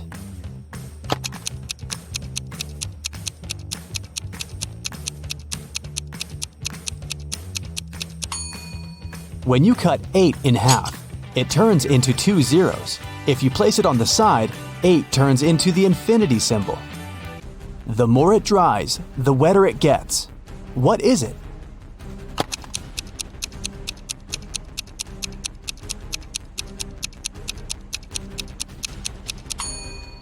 It's a towel. Tim loved his girlfriend Christy very much, so he went to a tattoo artist to get her name tattooed on his arm. But the artist turned out to be a crazy scientist. He used Tim's DNA to create 2 evil clones. When Christy came to the tattoo parlor to pick Tim up, she saw 3 identical guys. Help Christy determine which Tim is the real one.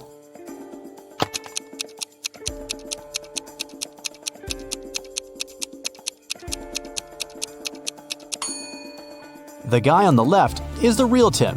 He's the only one who has a tattoo. The clones aren't supposed to have any. How many months of the year have 28 days?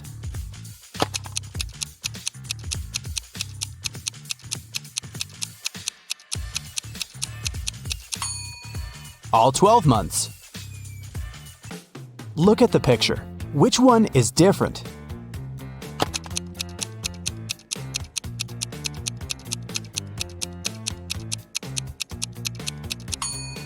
It's A. The color that should be at the top is at the bottom. Helen was a famous singer. When she was applying her makeup in the dressing room, her agent called her. He said that her song had become the main hit of the year. Helen told her assistant, Nick, "Hurry up, bring my best friend Lisa here. I want to celebrate." Nick came out of the dressing room and saw a crowd of fans in front of him. All of them wanted to get Helen's autograph. Nick asked, "Which one of you is Lisa?" Each girl claimed she was Lisa. Help Nick to identify the real Lisa.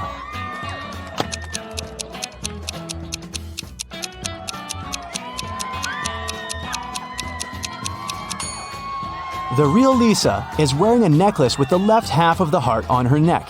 It matches the one Helen is wearing. Josh left his office earlier that day and decided to take a walk through the park. But suddenly, it started to rain. Unfortunately, Josh forgot his umbrella and hat at work. His clothes were soaked, but not a single hair on his head got wet. How did he do that?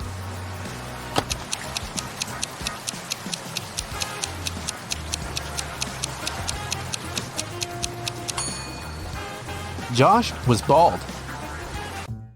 Richard is a famous writer. On a Sunday morning, he finally finished his book and called his agent Stacy to share the good news. Stacy came to his house at 9 a.m. She found Richard unconscious on the floor. Oh, no. His laptop with the new book had disappeared. Stacy called the police. The detectives arrived immediately and questioned everyone who had been in the house. The nanny said she had driven Richard's son to school. The gardener said he'd had a day off and spent time with his family. The driver said he had taken Richard's car to a car wash. Once the detective listened to everyone's stories, they knew who was lying. How did they find out?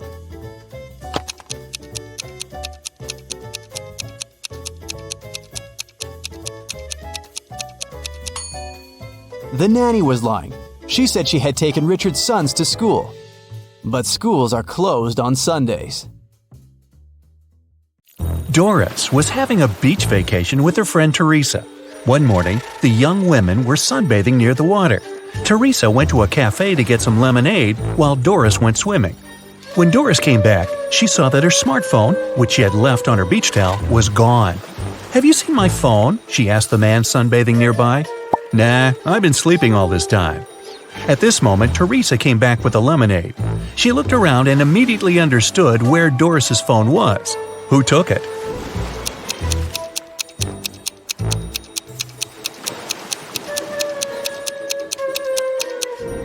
It was the man, all right. Before the incident, the spade was lying on his left. Now it's on the right. There's also a suspicious pile of sand near the spade now. The man must have hidden the phone in the sand, hoping to dig it out later. Terry invited his friend Alice, who was studying to become a police officer, to a party. It was organized by his friend Sean. Terry was worried there could be a thief at this party. Throughout the event, Alice was watching the guests attentively. At the end of the party, she told Terry who the thief was. Have you figured it out?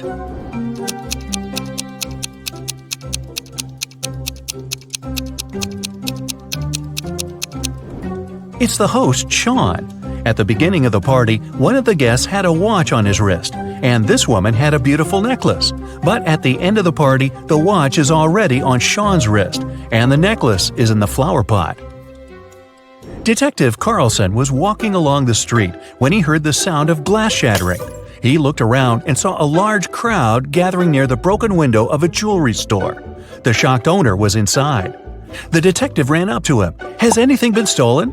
The man said he hadn't understood yet, but then Carlson exclaimed, "Sorry, I've got a thief to catch," and rushed away. What did he see?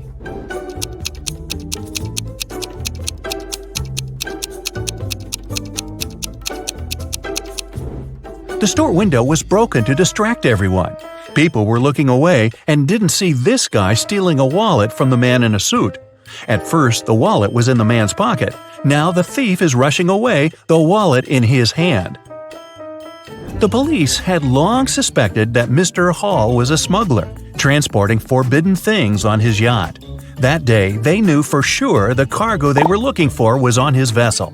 Several police officers came with a search warrant to the marina where Mr. Hall's yacht was parked. They examined every nook and cranny of the yacht, but didn't find what they were looking for. Mr. Hall was sneering while seeing them off. Suddenly, the youngest police officer exclaimed, "I know where the cargo is!" What did he understand?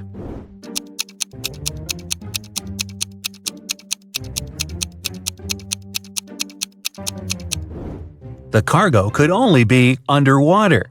Wrapped in a protective cover, it was tied to the anchor. Look at these guys carefully. One of them is not living alone. Who is it?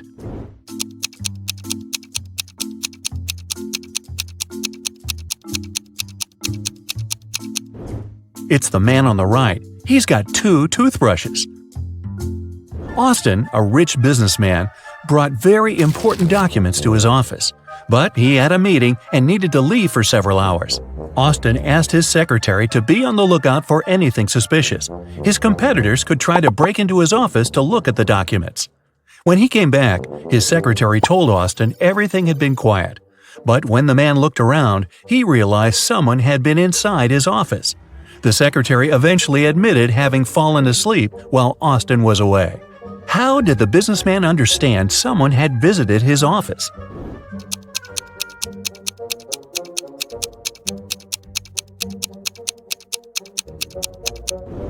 The globe on his desk is now turned in the opposite direction. William, a successful businessman, was having dinner at an expensive restaurant. At one point, he went outside to make an important call.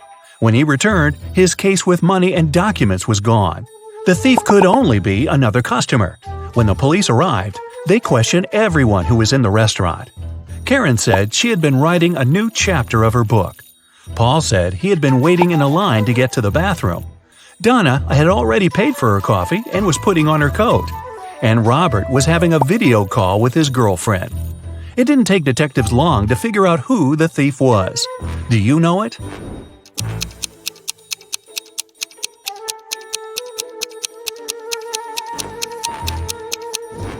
The criminal is Paul.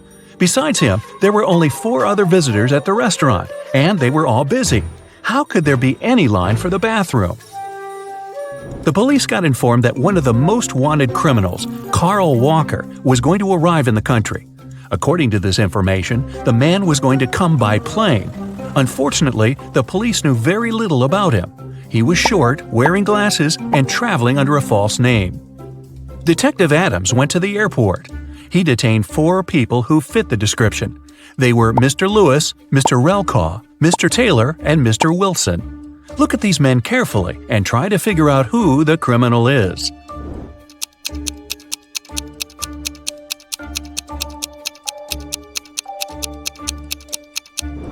It's Mr. Relcaw. His last name is actually the criminal's last name, Walker, but with its letters reversed. A detective is looking for an important witness. Without them, she won't be able to solve a complicated case.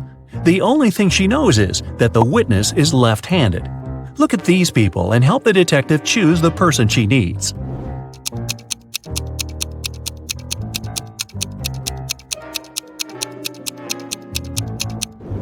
It's the waitress. She's holding the tray with her right hand and serving people with her left dominant hand. Look at these princesses and try to figure out which of them is the fake one.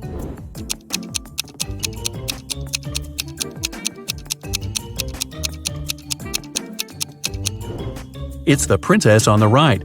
The tiaras of the princess on the left and the one in the middle have a reflective shine to them. You can see they are made of precious metals. But the ice princess's tiara doesn't shine. It's made of plastic. A businessman arrived at his office after a long trip. He discovered that some important documents had disappeared from his desk. He immediately called the police, and a detective arrived shortly after. After interviewing all the workers, he had a list with 3 suspects on it. They were Emma, the accountant, Sophia, the receptionist, and James, the sales manager. But all of these people claimed they hadn't been inside the businessman's office. It didn't take the detective long to figure out who was lying. Do you have any ideas?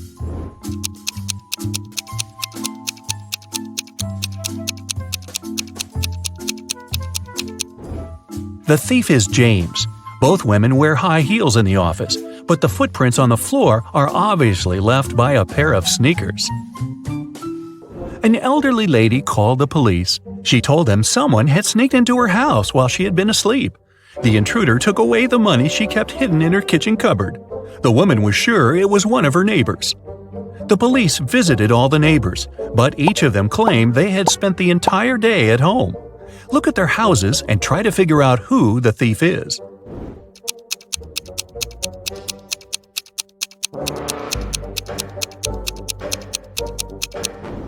Rick is lying. He wasn't at home. His car was parked near the house already after the snow had built up on the driveway. Look at these people carefully. Who does this dog belong to?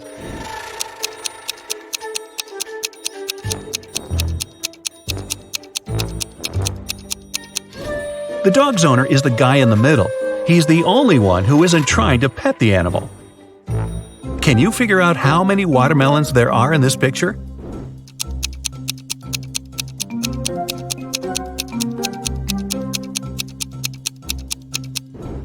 Five. Gloria failed her math test. Luckily, her professor was an understanding woman. She offered a deal. If the girl cracked 3 riddles, she'd get a good mark. Of course, Gloria agreed. The first task was to figure out the answer to the equation. Can you do the same?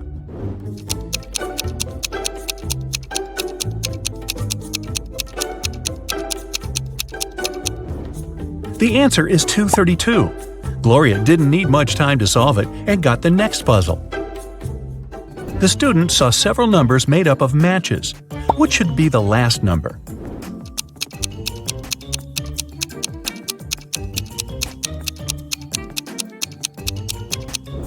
The last number should be 1. After every step, the number of joints goes down by 1. And finally, the teacher gave Gloria several pool balls. Use only 3 of them to make this equation true. After a couple of minutes, Gloria figured out the way to do it. Do you know what she did?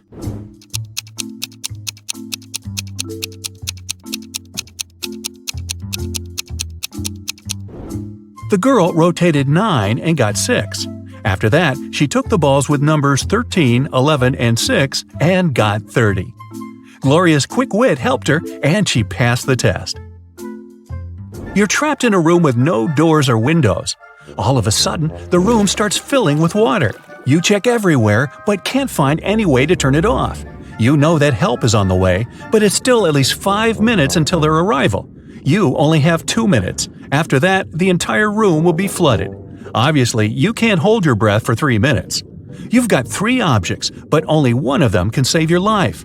What should you choose? A straw, a rope, or an empty bucket?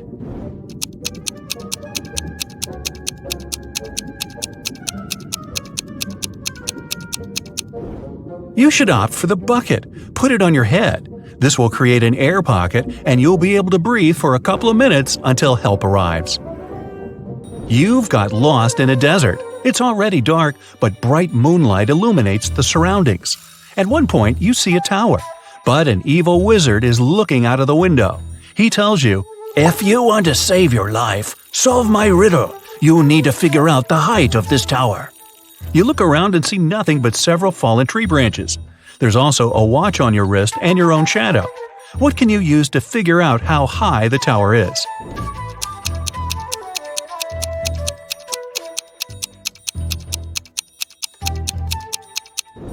Your shadow will help you. You can compare its length with the length of the shadow cast by the tower. Then, since you know your height, you can calculate the height of the tower. Esme was having her regular walk in the forest and got lost. After wandering around for a while, she found the witch's house. She walked in, petted the cat, and asked the witch to send her home. The witch had a question for her. If Esme answered correctly, she'd be free to go home. If not, Esme would have to stay with the witch and the cat. My grandma was born in 10 BCE. How old did she turn in 100 CE?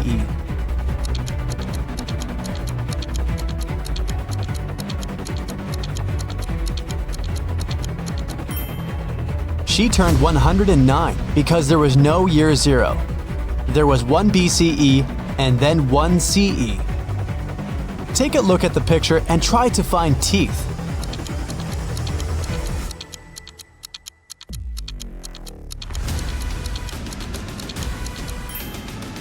Here they are. Can you find the odd emoji?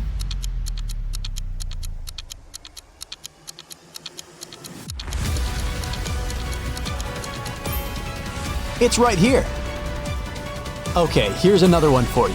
Which emoji is different?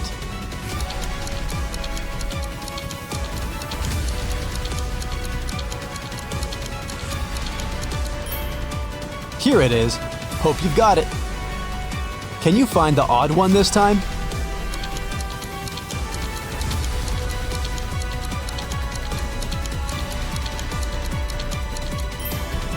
Here it is. A group of students was having a history lesson.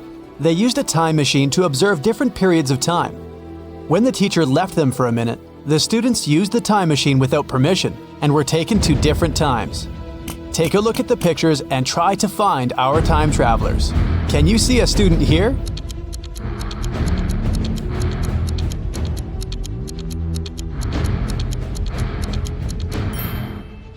Look, this guy is taking a selfie. Okay, the next one. What can you say?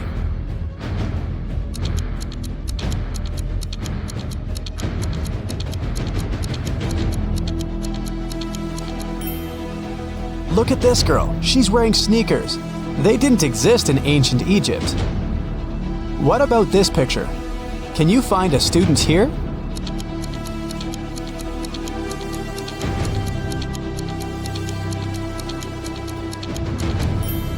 Look, this guy is drinking soda.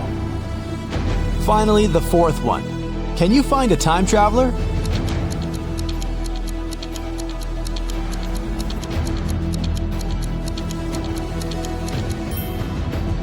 This girl has pink hair. Now, take a look at the picture and try to understand what's wrong with it.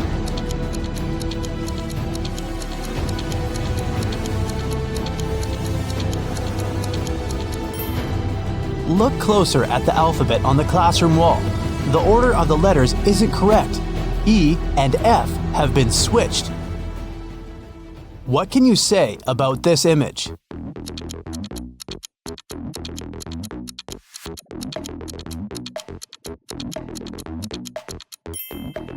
Yeah, the skyscrapers definitely don't belong here. Mrs. Mitchell fell from the 3rd floor of her mansion. Atlas was walking by and saw it happen, so she called the police and the ambulance immediately and stayed with the woman to make sure she was all right. The girl said she had seen Mrs. Mitchell washing the windows, so it probably was an accident, but Detective Callum didn't believe it and said that someone had pushed her out. Why?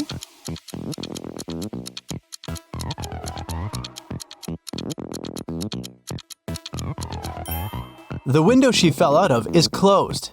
If it had been an accident, the window would have remained open, but someone closed it. One late evening, someone robbed the arcade. There were 3 suspects. Ginny, Cyrus, and Charles. Ginny said she had indeed been to the arcade that day, but she was innocent. Cyrus said she had a date that day. She looked at the clock hanging on the wall and left the arcade at 6:30 p.m. Charles said he had been busy playing and hadn't seen or noticed anything. Who's lying?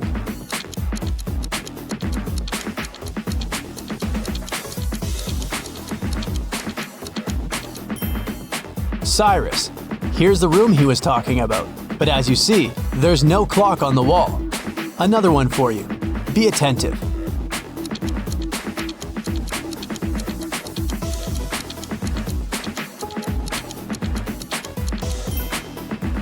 Look, the girl isn't reflected in the mirror. Weird. What's wrong here?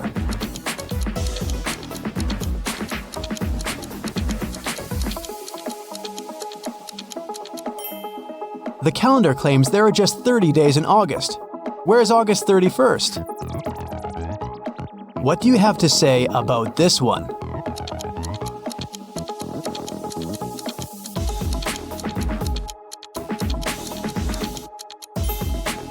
It's morning, but there are stars in the sky. But they aren't visible during the day. Everly got into a car accident and lost memory. Two guys, Toby and Dustin, came to take her home from the hospital. Each of them said he was her boyfriend. Can you tell who Everly's real boyfriend is?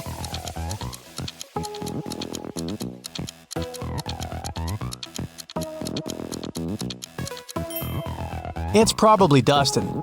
He has Everly's name tattooed on his arm. Lyra woke up in a dungeon and couldn't remember what happened. The girl saw a door, but once she walked towards it, the wall started to move.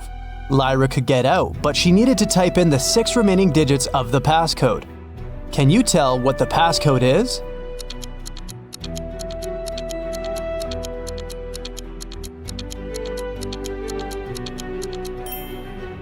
The combination is just a set of 2-digit numbers, 10, 11, 12, 13, 14, and 15. So the other 6 digits are 1, 6, 1, 7, 1, 8.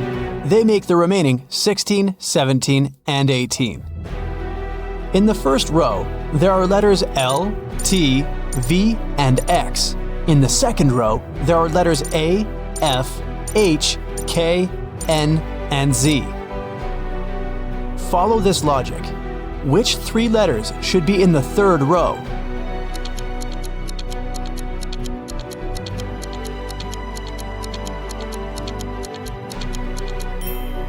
The letters in the first row all require 2 straight lines to be written, and they're in alphabetical order.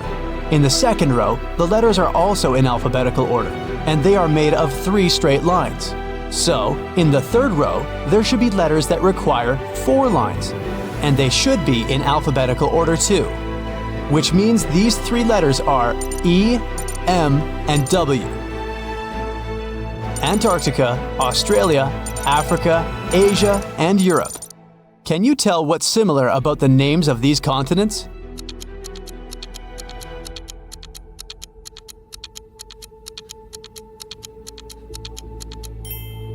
All of them start with the same letter they end with. Ada and Celeste are going to work by car and are running late. Who's doing something wrong?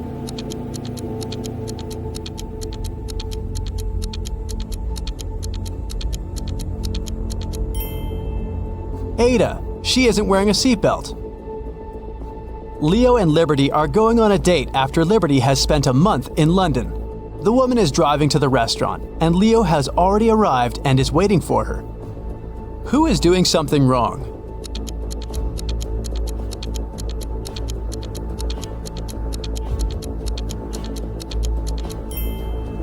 Liberty, she's driving on the left side of the road. Girl, you're not in London anymore. Georgia is driving her car to school, and Palmer is taking her son to the doctor. Who is doing something wrong?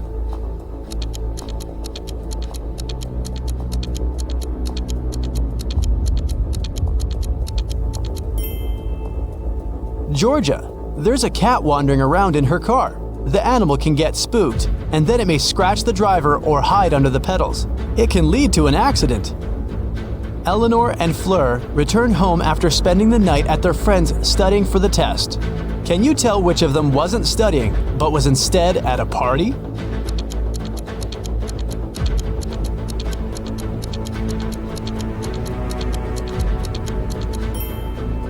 I'd say it's Fleur. She's wearing a dress, high heels, and evening makeup. A college soccer team played 6 matches in the season. They won 2, drew 2, and lost 2. In total, they conceded 2 goals and scored 3. What are the results of all 6 matches?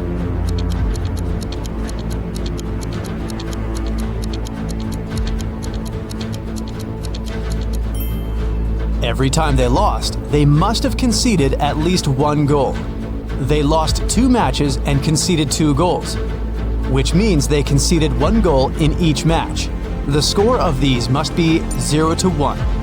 We're out of conceded goals, so the score of the 2 matches that ended in a draw should be 0-0. Now, we're only left with the 3 goals and 2 winning games. So, in Game 1, they must have won with the score of 1-0. And in another one, with the score of 2-0.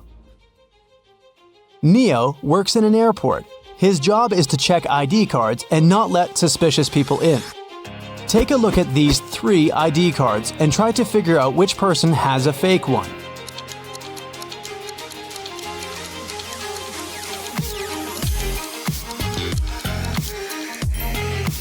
The second ID looks suspicious.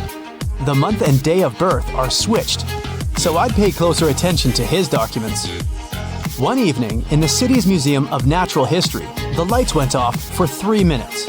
When the problem was solved, museum workers discovered that a rare and expensive dinosaur fossil had been stolen. The city's best detective came to investigate the case. He had 3 suspects and asked them what they had been doing when the lights had gone off. Ashley said that she had been in the bathroom. Ben said he had been in another room looking at paintings. Evan said he had been in the room with the fossil, but he couldn't see or do anything because it was dark. Who is lying?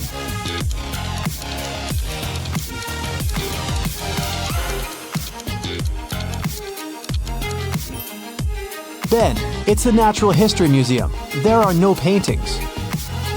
In a little town, someone stole a bucket of chicken wings from a local store. There were 3 suspects. All of them were customers who had been to the store that morning. A detective visited each of them and asked if they'd known anything about the incident. Mr. Gibbs said he'd been in a rush that morning. He had to be home on time for a work call. Mrs. Connor said her family was vegetarian, so she wouldn't be interested in chicken. Haley, a college student, said she had got her orange juice and sandwich and left. Can you tell who's lying?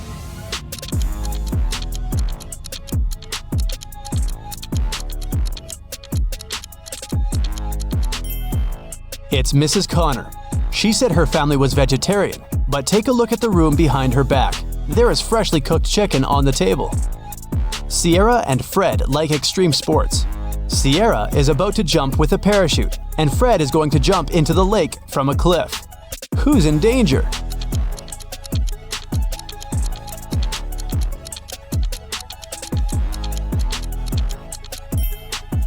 Fred, there are rocks under the cliff he's about to jump from. Ava has 3 sisters, and all of them are mothers. Ava has 1 daughter. Eliza has 2 nephews and 3 nieces. Chloe has 1 nephew and 3 nieces. Ava has 1 nephew and 5 nieces. How many nephews and nieces does Ava have?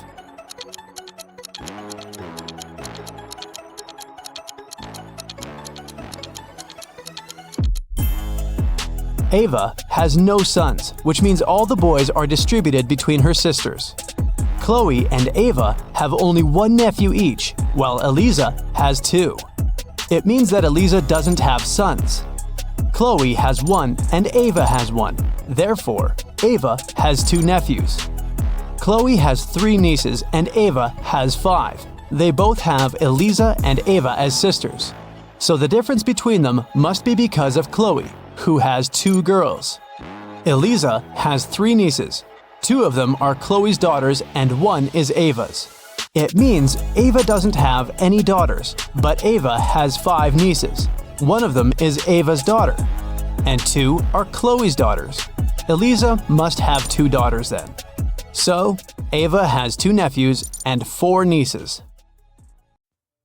Mr. Wilson's company was having lots of financial problems. One day, the man called the police. He said someone had broken into his office. "They stole my safe with all the money I had."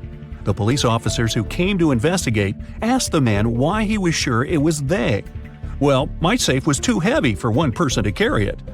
The police instantly realized Mr. Wilson was lying. How?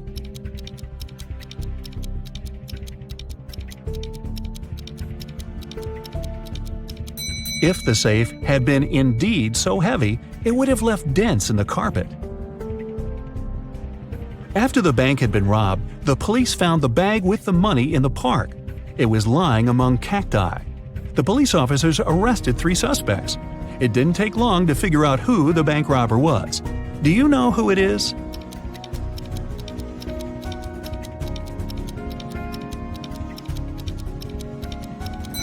It's the man on the left. He's the only one with some scratches. They were left by the cacti. The police suspected that Deborah took part in smuggling diamonds out and into the country, but they didn't have any proof. That's why Detective Taylor was following the woman, trying to find some evidence. One day, he noticed that Deborah entered a house, but when she left it, Taylor realized she didn't have any diamonds on her. She must have left them in the house. How did he understand?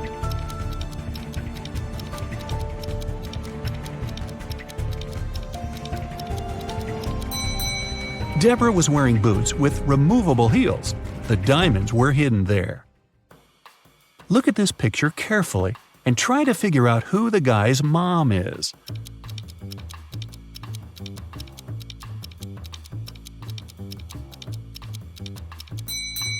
The woman on the right is definitely human. She can't breathe underwater. But the guy doesn't have any problems with that. He's smiling and looks relaxed. Plus, he has gills. That means the mermaid is his mother. Detective Martin was choosing a diamond ring for his fiancée when a man in a black mask ran into the jewelry store. He made all the visitors lie on the floor and took the most expensive jewelry and money.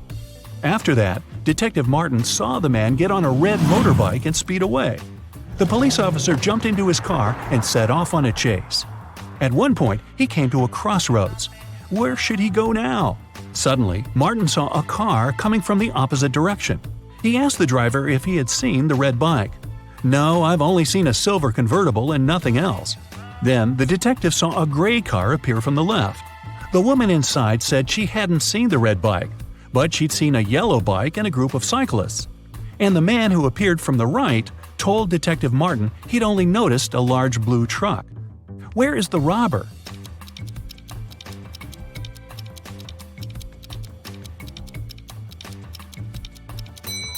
The motorbike can only be inside the blue truck. A unique diamond was exhibited in a famous museum. It was guarded at all times, and only small groups of 10 people were allowed to enter the room.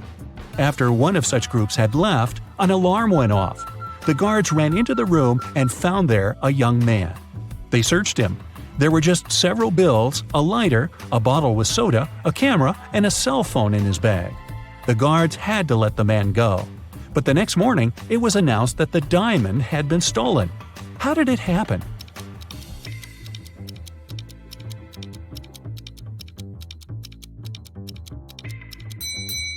The man replaced the real diamond with a fake one and hid the real treasure in his bottle with soda. Mr. Raymond Lopez, a rich businessman, urgently needed his assistant, but the guy was on vacation in the countryside. It was Wednesday when Mr. Lopez sent him a letter asking the man to come to the city as soon as he could.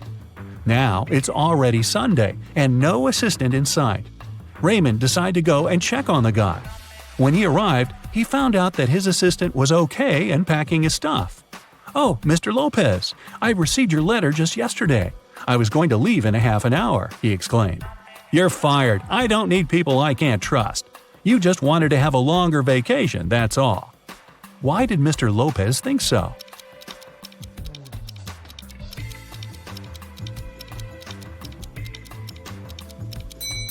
The calendar on the assistant's table shows that it's Monday, November 4th. But there's no mail delivery on Sundays. The guy is lying. Someone robbed a bank in a large city. A police detective went to visit the main suspect. "I've been feeling unwell all this week, and I haven't left my apartment for 3 days. I didn't even need food. My fridge is full, you can make sure yourself," the suspect said, and indeed opened his fridge. But the detective realized the man was lying and arrested him. How did he figure it out?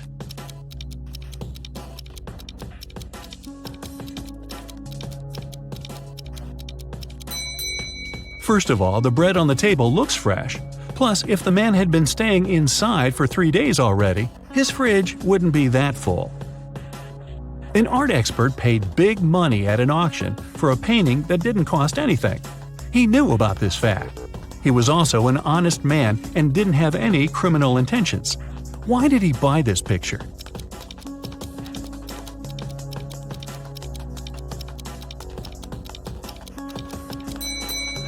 Although the painting cost nothing, its frame was a beautiful and expensive piece of art.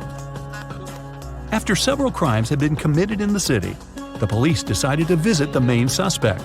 He lived in the countryside. When the officers entered the house, they found no one inside. They searched the entire place, including the attic, which was in a mess. Then they decided to wait for the house owner to come home. One of the police officers went to buy some water. When he came back, he told the rest of his colleagues there was no need to wait anymore. Why?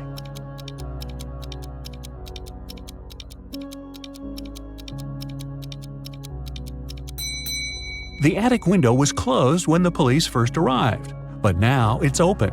The criminal was hiding in the attic and escaped through the window. Two people are standing near the river. Both of them want to get to the opposite side, but the boat can only hold one of them. And still, they manage to get across the river. How?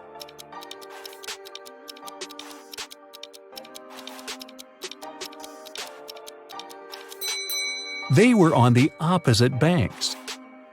Detective Adams came to the park to have lunch outside in the sun, but his attention was drawn by 3 men running around a fountain. Each of them was shouting, "Thief! Catch the thief!" The detective was confused. Who was the real thief? That's why he just kept watching. After some time, the distance between the men shortened. Detective Adams immediately realized who the real thief was. Can you figure it out too?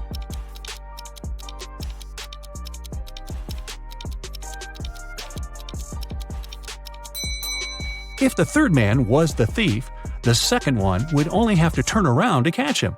The same goes for the second man, which means the man running the first is the criminal. How can you put a whole apple into a glass bottle without cutting the fruit or breaking the glass?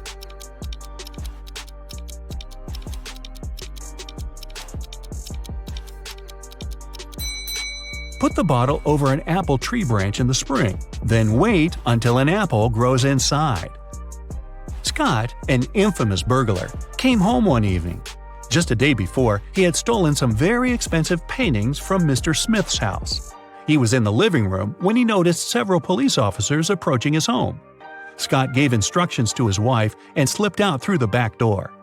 When the officer knocked on the door, Scott's wife told them, "My husband has been away for a week already. He's actually supposed to come home today." At this moment, Scott entered the house. He hugged his wife as if they hadn't seen each other for ages.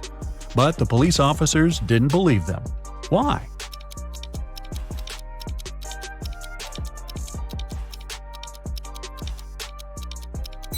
Look at the dog.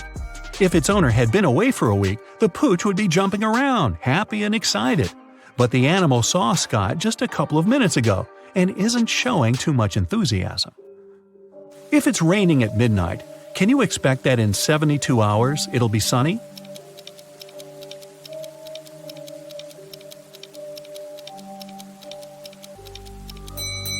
No way. In 72 hours, it's going to be night again. Detective Lee was called to a small family cafe. The owner told him her story. "I went away to the kitchen for a couple of minutes, but when I came back, I saw that all the money from the cash desk had been stolen." At that time, there were only 3 visitors in the cafe. All of them were women.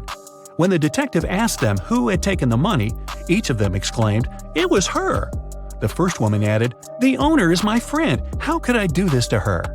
The second woman said, "I was looking out of the window, drinking my coffee. I didn't see anything." And the third woman claimed she would never steal anything. Who took the money?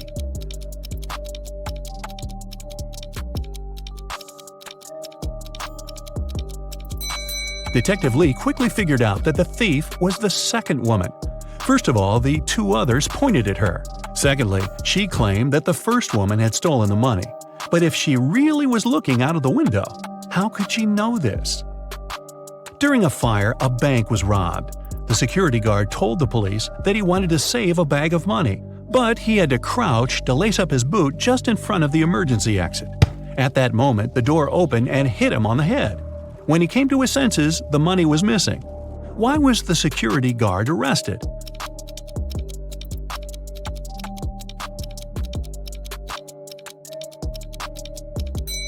All emergency doors open outwards. A young lady has the same number of brothers and sisters, but each of her brothers has 2 times fewer brothers than sisters. How many sisters and brothers are there in the family?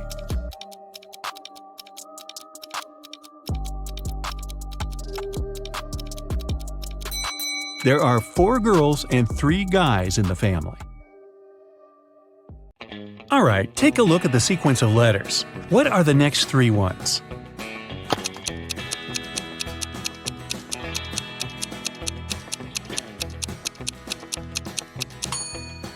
Each of the letters is the first one of the numbers from 1.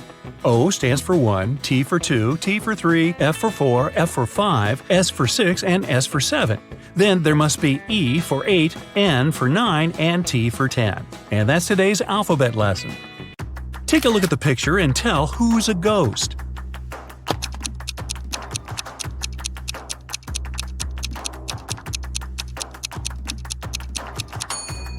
It's the man on the very right. He doesn't cast a shadow. 2 people, Libby and Gray, were chilling on a beach. A police officer came up to them and said that he recognized the bike standing nearby. It was stolen from a man a couple of blocks away. He asked which one of them stole it, but both denied it. Can you tell who's guilty?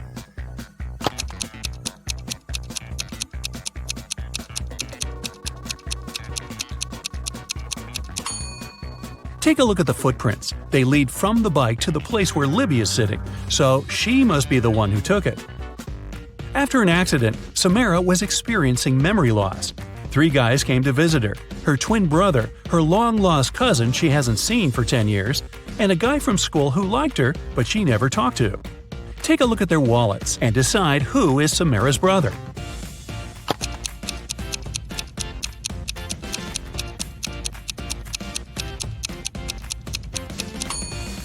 It must be this guy. Look, he has a picture with her.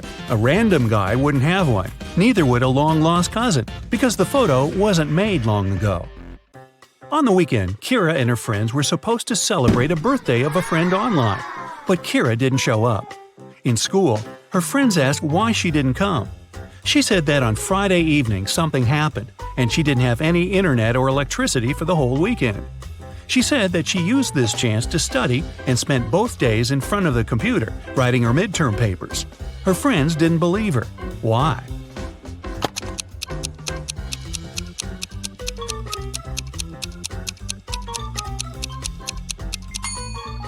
If there was no electricity, she wouldn't be able to work on her computer. A PC doesn't work without electricity, duh, and a laptop wouldn't last for 2 days without charging. Lenore accidentally sent a message to her sister instead of her best friend and didn't want her sister to see it. She stole her sister's laptop and tried to delete it. However, the laptop required a password. Luckily, there was a hint: Math 2, Music 2, History 6 5, Drama 2 3. What's the passcode?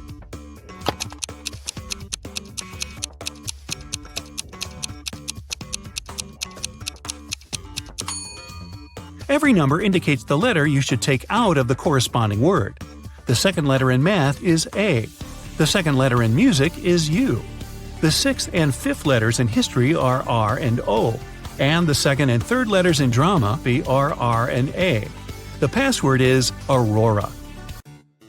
Esme was walking in the forest and got lost. Finally, like all the other times, she found the witch's house. Yeah, it's like Groundhog Day. She walked in, said hi, pet the cat, and asked to send her home. The witch wanted to make a deal. If Esme solves her brand new riddle, she'll help her. If not, Esme will stay with them forever. The witch blindfolded Esme. There was an unknown number of coins on the table. 6 of them were heads up, and the rest were tails. Blindfolded, Esme had to divide the coins into 2 groups so that there was the same number of coins heads up in both of them. How can she do it?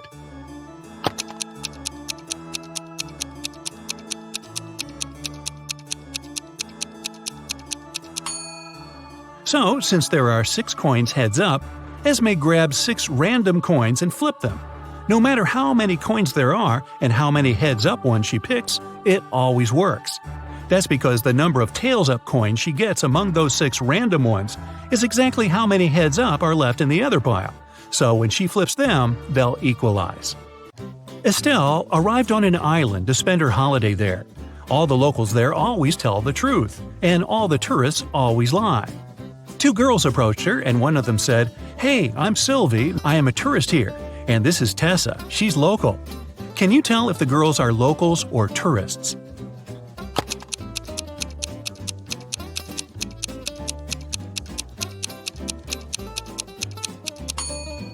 Since locals always tell the truth, a local would never call themselves a tourist. So, Sylvie must be a tourist.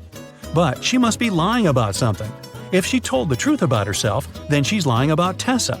Therefore, Tessa is a tourist too. Miss Virginia Dell was a rich young lady. She loved jewelry and kept a collection of her favorite pieces behind the glass in her dressing room. One morning, she walked in and found that someone broke the glass and stole her jewelry. The detective had 3 suspects: Ms. Dell's cleaning lady, Willow, who cleaned the house every day; Ms. Dell's best friend, Kelly, who had the key from the house; and her cousin Sophia, who was staying with Ms. Dell for the holidays. Willow said that last night, when she cleaned the room at around 10 p.m., everything was all right. Kelly said that she hasn't been in the house for a couple of days. Sophia said that it's not in her manners to walk around someone else's house and steal jewelry. Who stole the jewelry?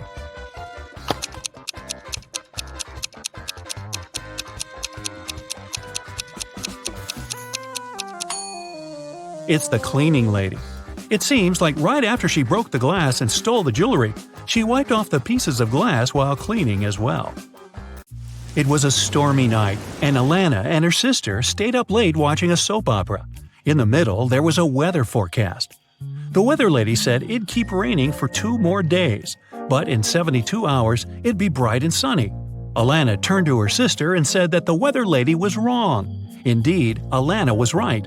How did she know?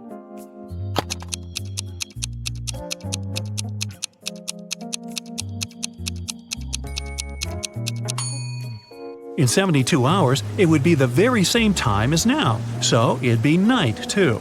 It can't possibly be bright and sunny at night. The Millers were having a barbecue party in the backyard. They made some fresh orange juice, and Giselle bragged that she could tell the difference between fresh juice and not very fresh juice. She asked her family to test her. She got blindfolded. Her brother brought some old juice from the fridge and let her drink it, and then he gave her some fresh juice. Giselle could tell the difference. How?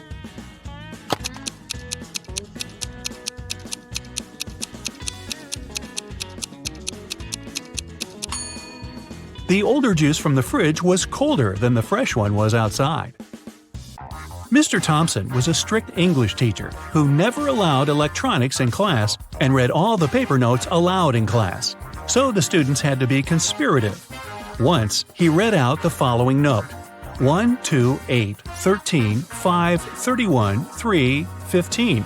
I love this book. I used to read it every month. Can you decode what the note says?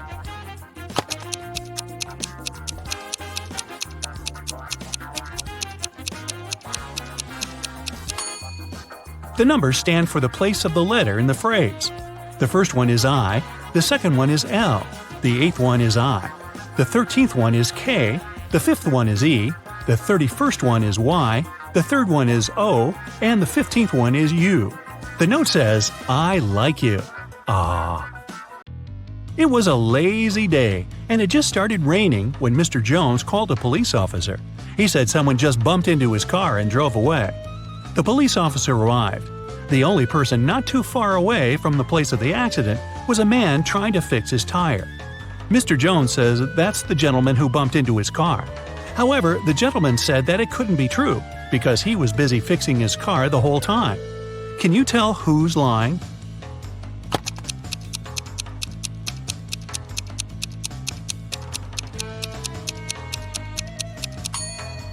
It's the guy fixing his car. The rain just recently started. If he was fixing his car the whole time, the ground underneath his car would have been dry, but it's wet, which means he's just arrived there. Brittany was having a costume birthday party. A detective came in the middle of the celebration, saying he's looking for a robber who must be there, pretending to be a guest. Take a look at the people and say who the detective's main suspect was.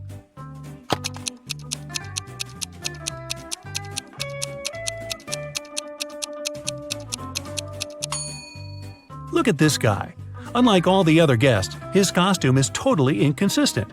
It's a cowboy hat and Joker's jacket. He probably wore whatever he could find in a rush, trying to hide. Yvonne went on a business trip and asked her boyfriend, Dale, to go and buy her a special chocolate bar from a man who came there once a month at midday. That day, he was busy playing video games and totally forgot about it. Yvonne asked him if he got her the snack, and he said that all the bars were sold out when he came. He even sent her a picture at the park to prove he was there. Yvonne looked at the picture and realized that Dale had lied to her. How?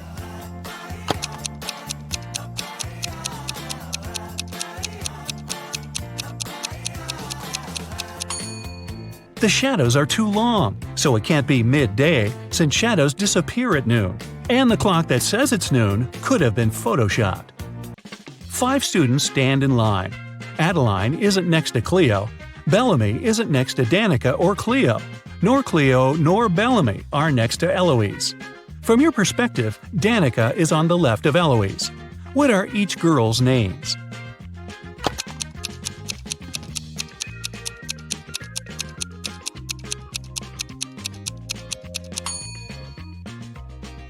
Adeline isn't next to Cleo, so we cross them from both columns, from Adeline's and Cleo's. Bellamy isn't next to Danica and Cleo. Danica and Cleo are both not next to Bellamy then. Cleo or Bellamy are not next to Eloise, and Eloise isn't next to them. Now, both Bellamy and Cleo have one neighbor, so they must be on the sides. But we don't know who's on the left and who's on the right. Let's try both. Bellamy's neighbor is Adeline. Cleo's neighbor is Danica. So, in both cases, Eloise is in the middle. Now, let's remember the last condition that Danica is on the left of Eloise. So, the first order is correct. It's Cleo, Danica, Eloise, Adeline, and Bellamy. Whew! Leslie was driving at night to visit her parents, but unfortunately, her car broke down in the middle of nowhere. She decided to walk around to find some help and came across an eerie-looking house. As she started walking through the garden to reach the door, she suddenly got really scared and ran back to her car. Can you spot the 3 things that made her terrified?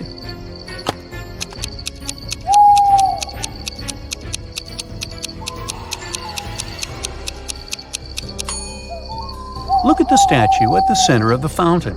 Its eyes are moving left and right. Secondly, do you see the skeleton hands that are trying to crawl out of the ground? Creepy.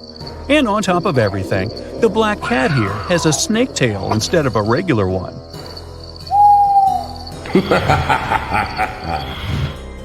Mrs. Blair thought, what better way to scare her students than with a pop quiz on Halloween? But she decided to pay extra attention during the exam because everybody would be coming to school dressed in costumes, and that would make it easier for them to cheat. And she was right, because one of them was indeed trying to cheat. Can you tell who?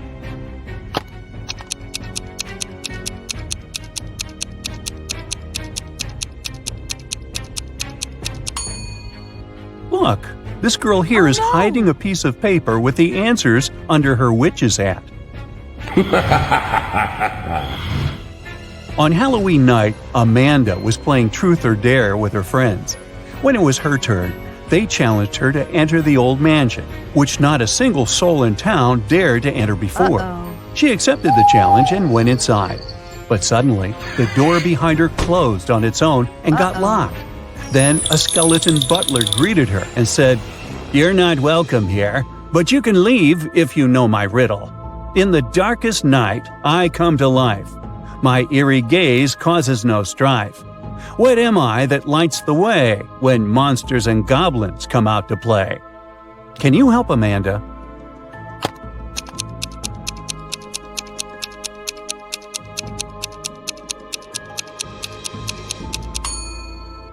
The correct answer is a jack-o'-lantern.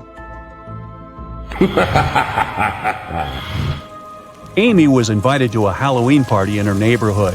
When she arrived at the house, she noticed three people in costumes who were chilling in the hot pool. But one of them was not a real human being. Can you tell who?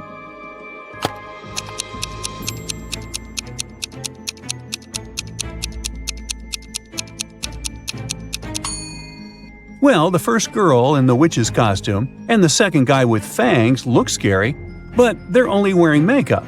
But the girl who is in a mermaid costume is a real mermaid, because look at her neck. She has gills. It was Aurora's 21st birthday, and her witch aunts were finally going to accept her to their coven. However, there was one spell that she needed to complete as her final test, and it required a magical cauldron. The catch is one could only use this cauldron if they solved the riddle that was engraved on it, which said, "I am a season of colors with leaves that fall. It's when cozy sweaters come out to warm you all. What am I, aspiring magician, do you know? Solve this riddle and your magical powers will grow." Can you help Aurora find the correct answer?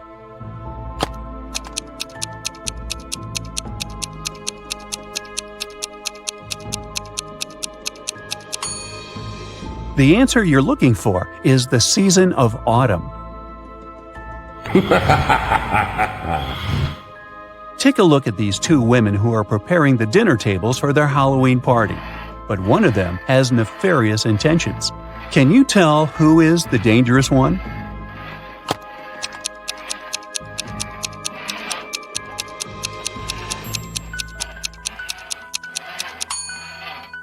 If you take a closer look, you'll see that the lady on the left is more spooky than scary. The green cream on the brownies may look poisonous, but it's just food coloring. And those fingers on the tray are only finger-shaped cookies. So she is simply preparing for the holiday. But the lady on the right didn't even bother to wear a costume, even though she's throwing a Halloween dinner party. And why would anyone sharpen their knives before her guests arrive? That's suspicious. So she must be the dangerous one. The young witch, Elaine, who lived in a deep enchanted forest, was invited to her coven's Halloween gathering. Unfortunately, her broom was broken, and the only other way she could get to her destination was through drinking the teleportation potion. However, she had never cast it before, and the three main ingredients for it were hidden with a riddle in her spell book. The first one was, "In the shadows I quietly grow, not a plant nor an animal you know. After rain I might start to bloom, often found in a forest gloom." Can you tell what the first ingredient is?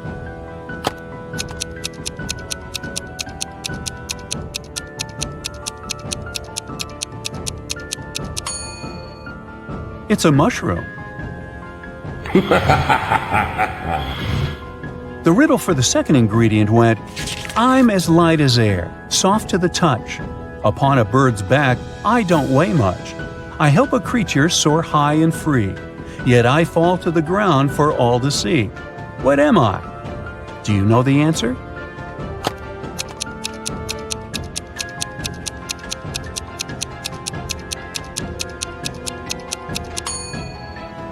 It's a feather. And the riddle for the third ingredient was this: "In darkness I weave my trap so discreet. With patience, I wait for a tasty treat. Silent and stealthy in corners I bide. With multiple eyes my world I divide. Can you help Elaine find out what that is?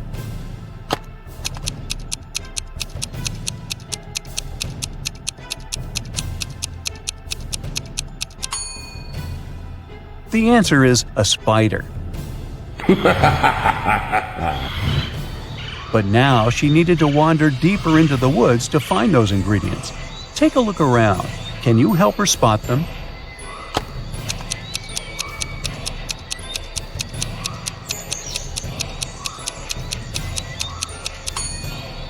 There's the mushroom under these flowers. The bird's feather is here, hidden behind the flowers. And the spider is climbing up this tree.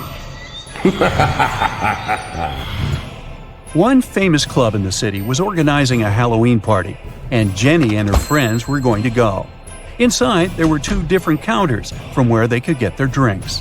But one of these bartenders is dangerous. Can you tell which one?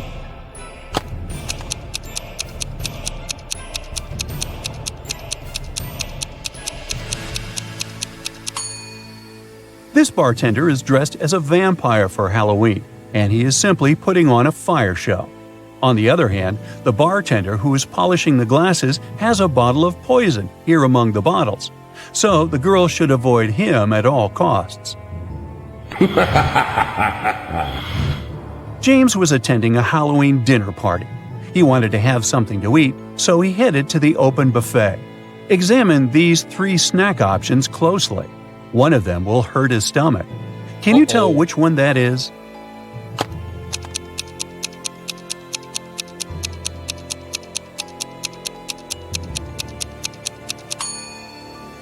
The first cupcakes might look like they're dripped in blood, but it's just cherry-flavored glaze. And these worms on the pudding cups are just worm gummies. But look at this candy apple. It's glowing like fluorescence. That looks toxic. Monsters from all around the world were going to meet at their annual Halloween celebration. But the word was out that a human heard about it and was planning to crash their party. So they placed a monster security at the entrance of the venue. The security was suspicious of these 3 creatures. Can you help him figure out which one of them is actually a human?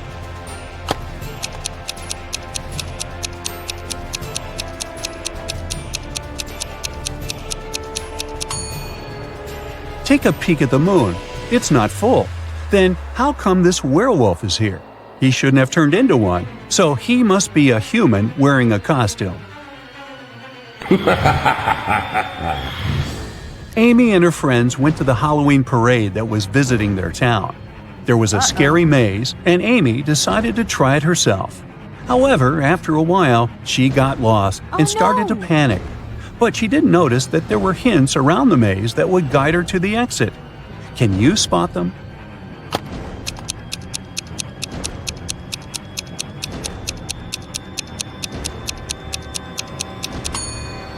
Look at these bricks on the maze walls here. They're in the shape of arrows. So she can just follow them and leave. Aaron got dressed as a pirate for Halloween. On his way to his friends, he saw a glowing box on the side of the road. He got curious and went to check it out. He discovered that it was a treasure box. He tried to open it, but it was locked, and there was a riddle on it. I'm colorful and chatty, perched up high, with feathers so vibrant I catch your eye. I can mimic your words both near and far, found in the jungle or as a pet. Can you tell what am I?